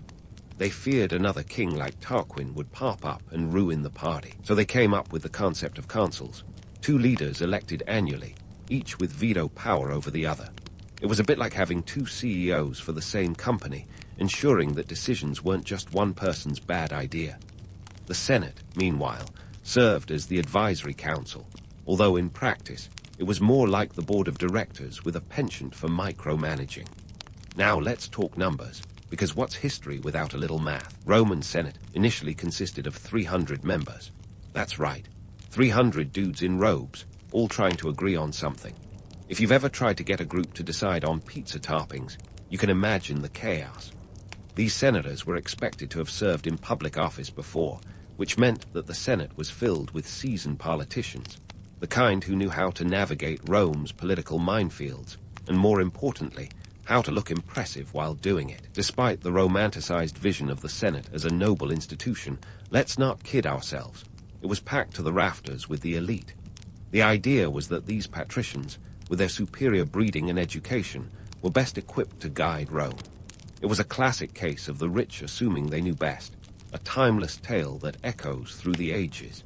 In reality, the Senate functioned as a bastion of privilege, where wealth and influence were the price of admission. It wasn't quite the people's institution it liked to pretend to be, but rather an exclusive club with membership fees only the 1% could afford. Yet the Senate's influence was undeniable. It controlled the purse strings of the Republic, managed foreign policy, and even had a say in military matters. They were like the cool kids in school who decided what was in and what was out, except instead of fashion trends, it was legislative decisions. But with great power came great squabbles. Senators were often at odds with one another, and political alliances shifted like the sands of the nearby Mediterranean. It was a political landscape filled with rivalries and backstabbing that would make even the most dramatic of soap operas look tame. The Senate was also a reflection of Rome's societal values, where power was synonymous with prestige. The patricians liked to think of themselves as the moral compass of Rome, even if that compass pointed towards self-interest more often than not. They wore their status like a badge of honor, and the Senate was their playground. Although they were supposed to represent the interests of all Romans, in practice, the plebeians, Rome's everyday citizens, were often left out of the decision-making process. This wasn't exactly democracy as we know it. It was more like democracy's moody teenager phase, figuring out its identity while making plenty of mistakes along the way. So, did the Senate achieve its goal of preventing another megalomaniacal king from rising? Well, sort of. While the Republic lasted for centuries, it wasn't without its hiccups. And by hiccups, we mean civil wars, corruption, and power struggles galore. The Senate managed to keep things relatively stable for a time, but as with any good drama, the cracks eventually began to show. Nevertheless, the Senate's early years were a fascinating chapter in Rome's story, a period of experimentation and ambition where the seeds of Roman political thought were sown. In conclusion, the origins of the Roman Senate are a reminder that history is full of grand ideas tempered by human nature. It was a bold attempt to shift away from monarchy and towards a system where power was supposedly more balanced. Yet, as was often the case in Rome, the reality didn't always live up to the ideal. But for all its flaws, the Senate was a cornerstone of Roman governance and a testament to the enduring allure of power and privilege.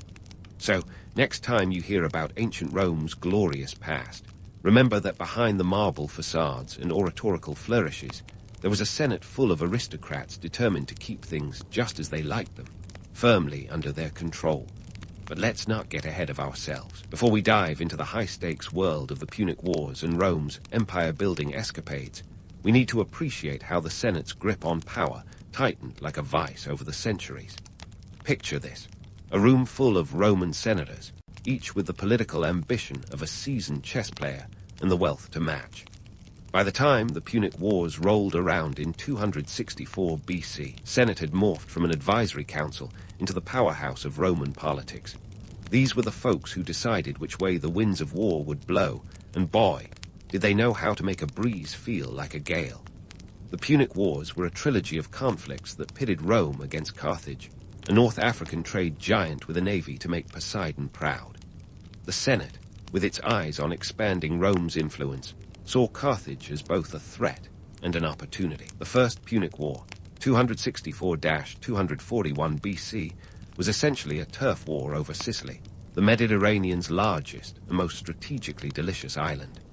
The Senate, always the strategic thinker, knew that controlling Sicily meant controlling trade routes, and more importantly, the flow of wine and olive oil, the liquid gold of the ancient world. When it came to wartime decision-making, the Senate was like a group of financial advisors who also happened to play risk on the weekends. They funded the construction of a Roman navy almost from scratch, pouring in resources like there was no tomorrow. And it was expensive, eye-wateringly so. By the war's end, Rome had spent 100,000 talents, which would be like burning through billions in today's cash. But hey, no one said world domination came cheap, right? The Second Punic War, 218-201 BC, was where things really got heated. This was Hannibal's war, the one where he famously led elephants over the Alps in a military maneuver that was equal parts genius and madness. The Senate, ever the control freak, managed the war effort with the precision of a maestro conducting an orchestra. They appointed generals, allocated resources, and decided which cities got the carrot and which got the stick. It was a masterclass in micromanagement, with the Senate pulling strings like the ultimate puppet masters. Hannibal might have been running circles around Italian cities, but the Senate's strategy was all about the long game. Rome's elite understood the power of attrition, and they had the economic muscle to back it up. They ensured the war chest was always full, thanks to a combination of taxes and loans from Rome's wealthiest citizens. Because what's a little debt when the fate of the Republic hangs in the balance? This was a period where the Senate's financial acumen shone, even if it meant squeezing every last coin from the Roman populace. By the time the Third Punic War, 149-146 BC, rolled around, the Senate was done playing nice. Carthage was reduced to a shadow of its former self, but the Romans decided the only good Carthage was a Carthage that didn't exist. They waged a brutal campaign, ultimately razing Carthage to the ground and salting the earth, metaphorically speaking. This was the Senate's ultimate power move, a clear message that Rome was the new sheriff in town, and they weren't taking applications for sidekicks. With Carthage out of the picture, Rome emerged from the Punic Wars not just victorious, but transformed. The Senate found itself managing an empire, with territory stretching from Hispania to North Africa and the eastern Mediterranean. This was a logistical nightmare wrapped in a toga. Imagine trying to direct the world's largest orchestra, except half the musicians are on different continents, and the conductor baton is a scroll of decrees written in Latin. So, what did the Senate do? They doubled down on their micromanagement, of course. New provinces meant new governors, and these governors were often handpicked from the senatorial class, ensuring loyalty and a shared vision, or at least a shared taste for power. But with great power came great responsibility and an even greater price tag. Governing an empire was costly. The Senate had to fund armies to police these vast territories, build infrastructure to keep them connected, and establish trade networks to keep the Roman economy humming. The financial burdens were immense. Maintaining such a sprawling empire required constant cash flow, and that meant taxes, taxes, and more taxes. Roman citizens found themselves bearing the brunt of these costs, a reality that often led to grumbling and occasionally outright revolt. Yet the Senate, ever the political jugglers, managed to keep most of the population in line through a combination of political savvy, public works, and a little bread and circuses. Because even in ancient times, nothing soothed the masses like a good chariot race. In the end, the Senate's role in the Punic Wars and the subsequent expansion of Rome's territory was a testament to their political and military acumen. But it also highlighted their tendency to bite off more than they could chew, a flaw that would become increasingly apparent in the centuries to come. The Senate's ability to manage this sprawling empire was both an achievement and a precursor to the challenges that lay ahead. As Rome grew, so did the cracks in its political and social fabric. But for now, the Senate stood triumphant, a symbol of Roman power and ambition, albeit one with a penchant for overreach and an ever-growing to-do list. As the Senate basked in the glow of its imperial achievements, the Republic's political landscape began to resemble a high-stakes game of musical chairs, with power-hungry players scheming to grab the last available seat. Enter stage right, the late Republic, a period when the Senate found itself grappling with charismatic leaders whose ambition rivaled that of the guards themselves. These were the days when Roman politics turned into the kind of drama that could make even the most seasoned reality TV producer blush. Julius Caesar, the man, the myth, the legend, was at the forefront of this political whirlwind. Born in 100 BC to a patrician family, Caesar had the pedigree for power, but he also had a knack for turning the political system on its head. This was a guy who could charm the toga off a senator while plotting his next move with the precision of a chess grandmaster. He rose through the ranks with a combination of military prowess, political cunning, and a charisma that could rally legions and woo the masses.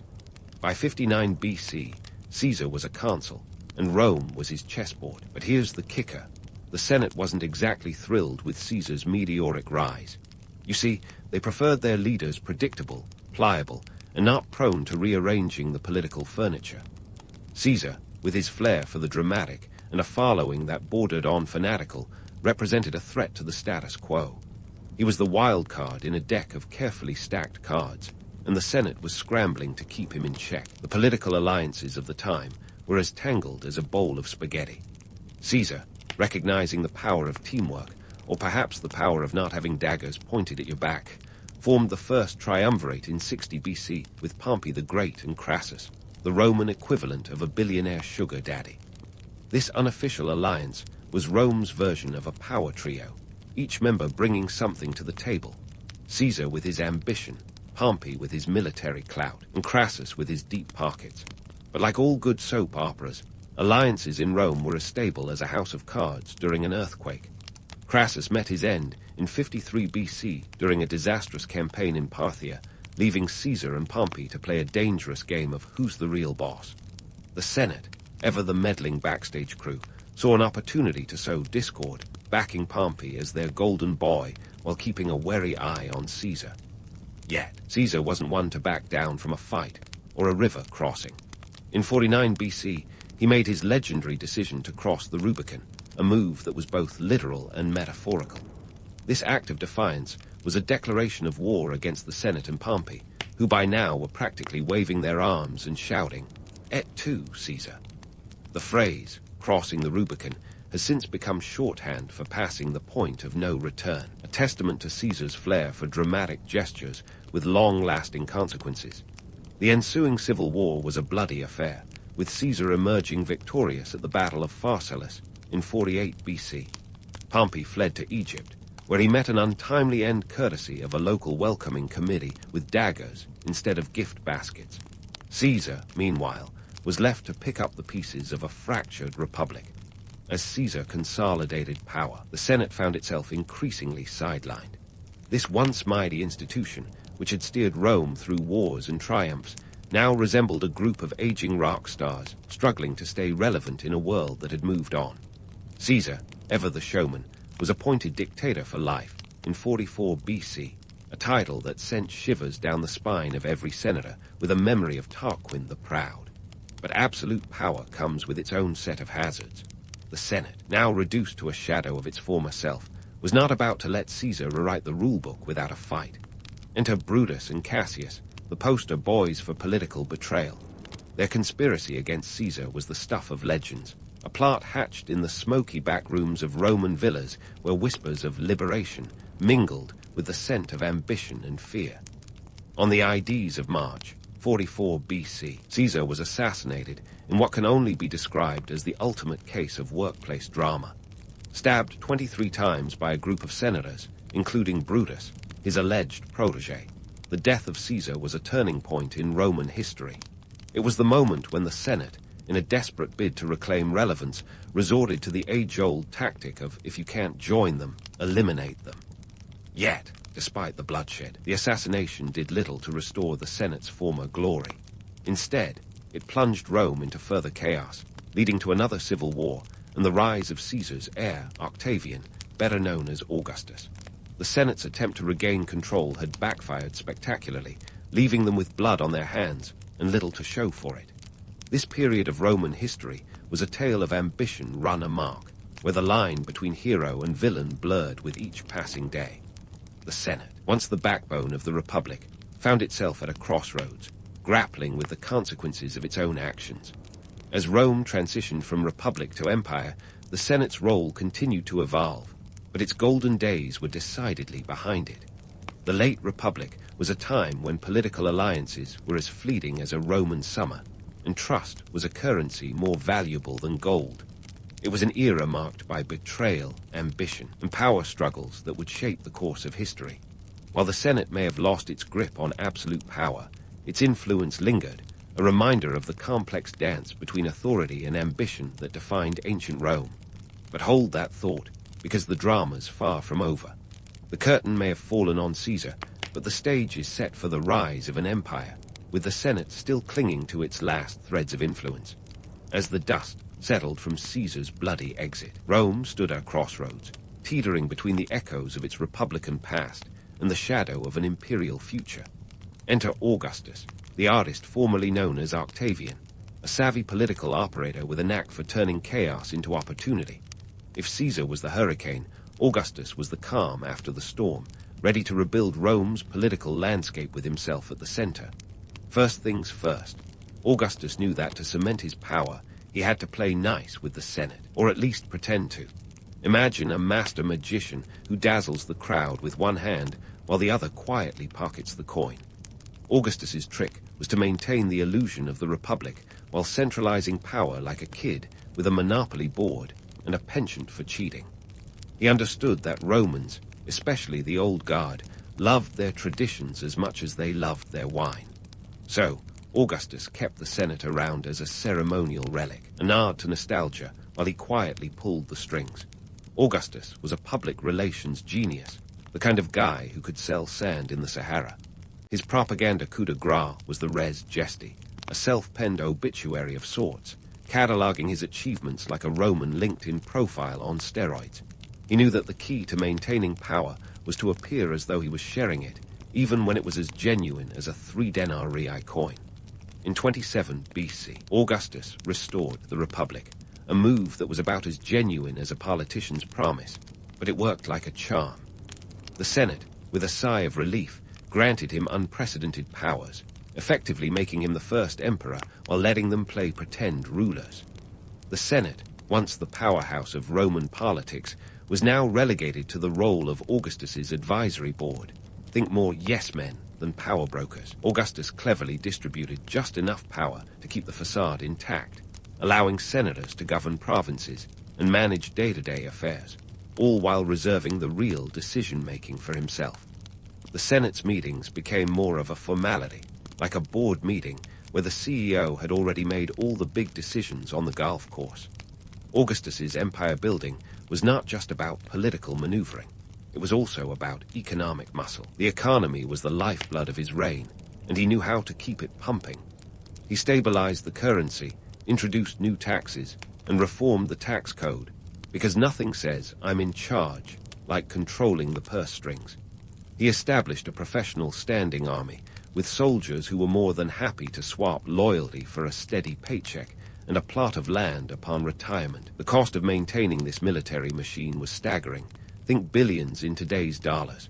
But Augustus understood that peace through strength was a worthwhile investment. The empire was a complex beast, stretching from the windswept coasts of Hispania to the bustling markets of Egypt. Governing such a vast territory was like playing a game of whack-a-mole, with unrest popping up faster than you could say Pax Romana. The Senate, once the self-declared guardian of Rome, was now more like a junior partner in Augustus's grand enterprise, tasked with the less glamorous chores of governance while he played the role of benevolent autocrat. However, Augustus knew that keeping the plebs happy was just as crucial as keeping the Senate pacified. He embarked on massive public works projects, building roads, aqueducts, and temples like they were going out of style. He understood that a well-fed, entertained populace was less likely to question his authority. So, he rolled out the bread and circuses, a strategy that provided free grain and entertainment to keep the masses content. After all, nothing distracted the citizenry like a good chariot race or gladiatorial spectacle. Augustus's reign was marked by relative peace and prosperity, a period historians would later dub the Pax Romana. But let's not romanticize it too much. This peace was more about Augustus's iron grip than any genuine harmony among Rome's many peoples.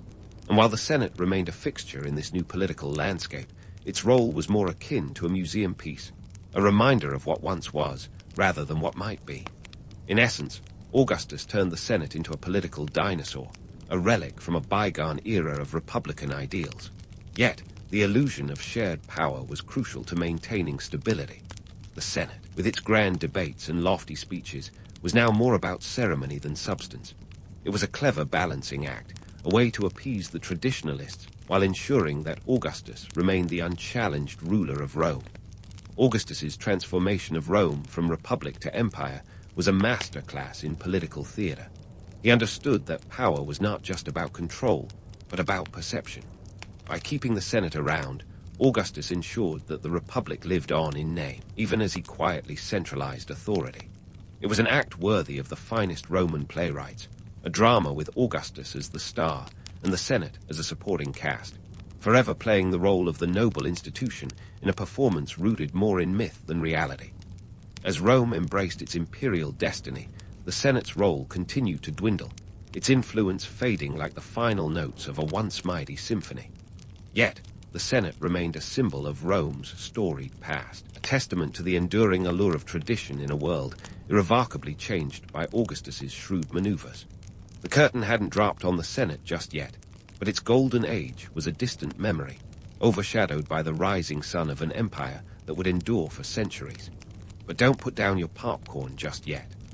The Senate's story is far from over, and the next act promises intrigue as Rome continues its evolution under the watchful eye of its emperors. As Rome journeyed deeper into its imperial saga, the Senate was like that aging rock band still hitting the stage, nostalgia in its heart, but not quite hitting the high notes anymore. Sure, it had its moments, like when it played the role of kingmaker in the chaotic succession dramas that followed Augustus, but its real power had been packed away with the relics of the Republic. The Senate was now more ornament than engine, a gilded reminder of a time when debates echoed with purpose rather than just pageantry.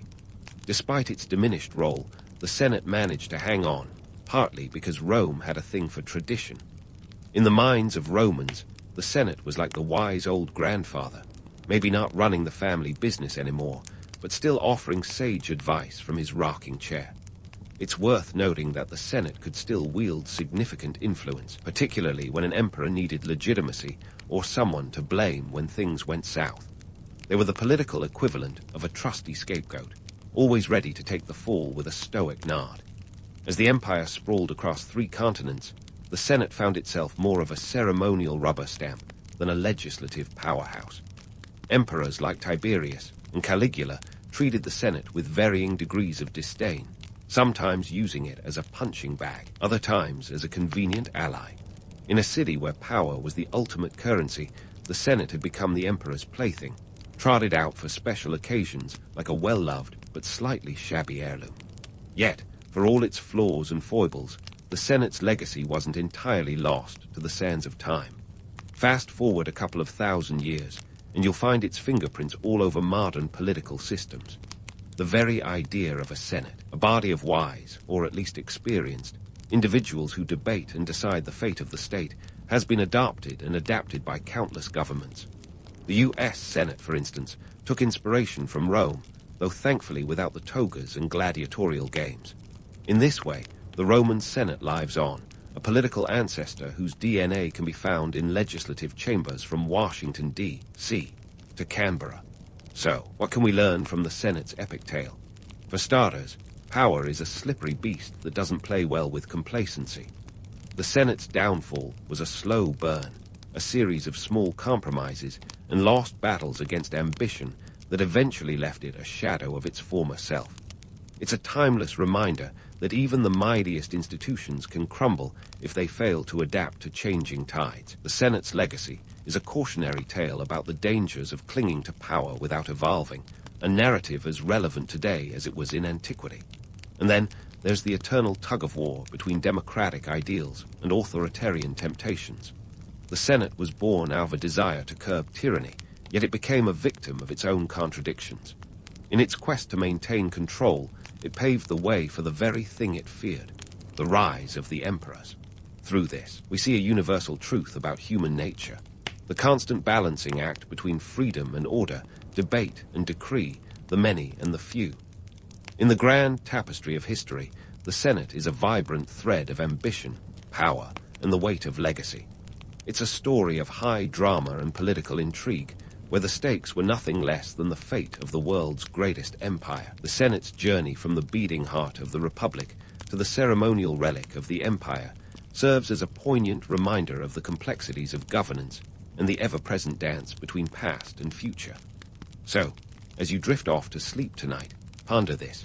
In a world where history often rhymes rather than repeats, what lessons can we draw from Rome's grand experiment in shared power? The Senate's tale is a reflection of our own political landscapes, where ideals clash with reality and where the struggle for balance continues.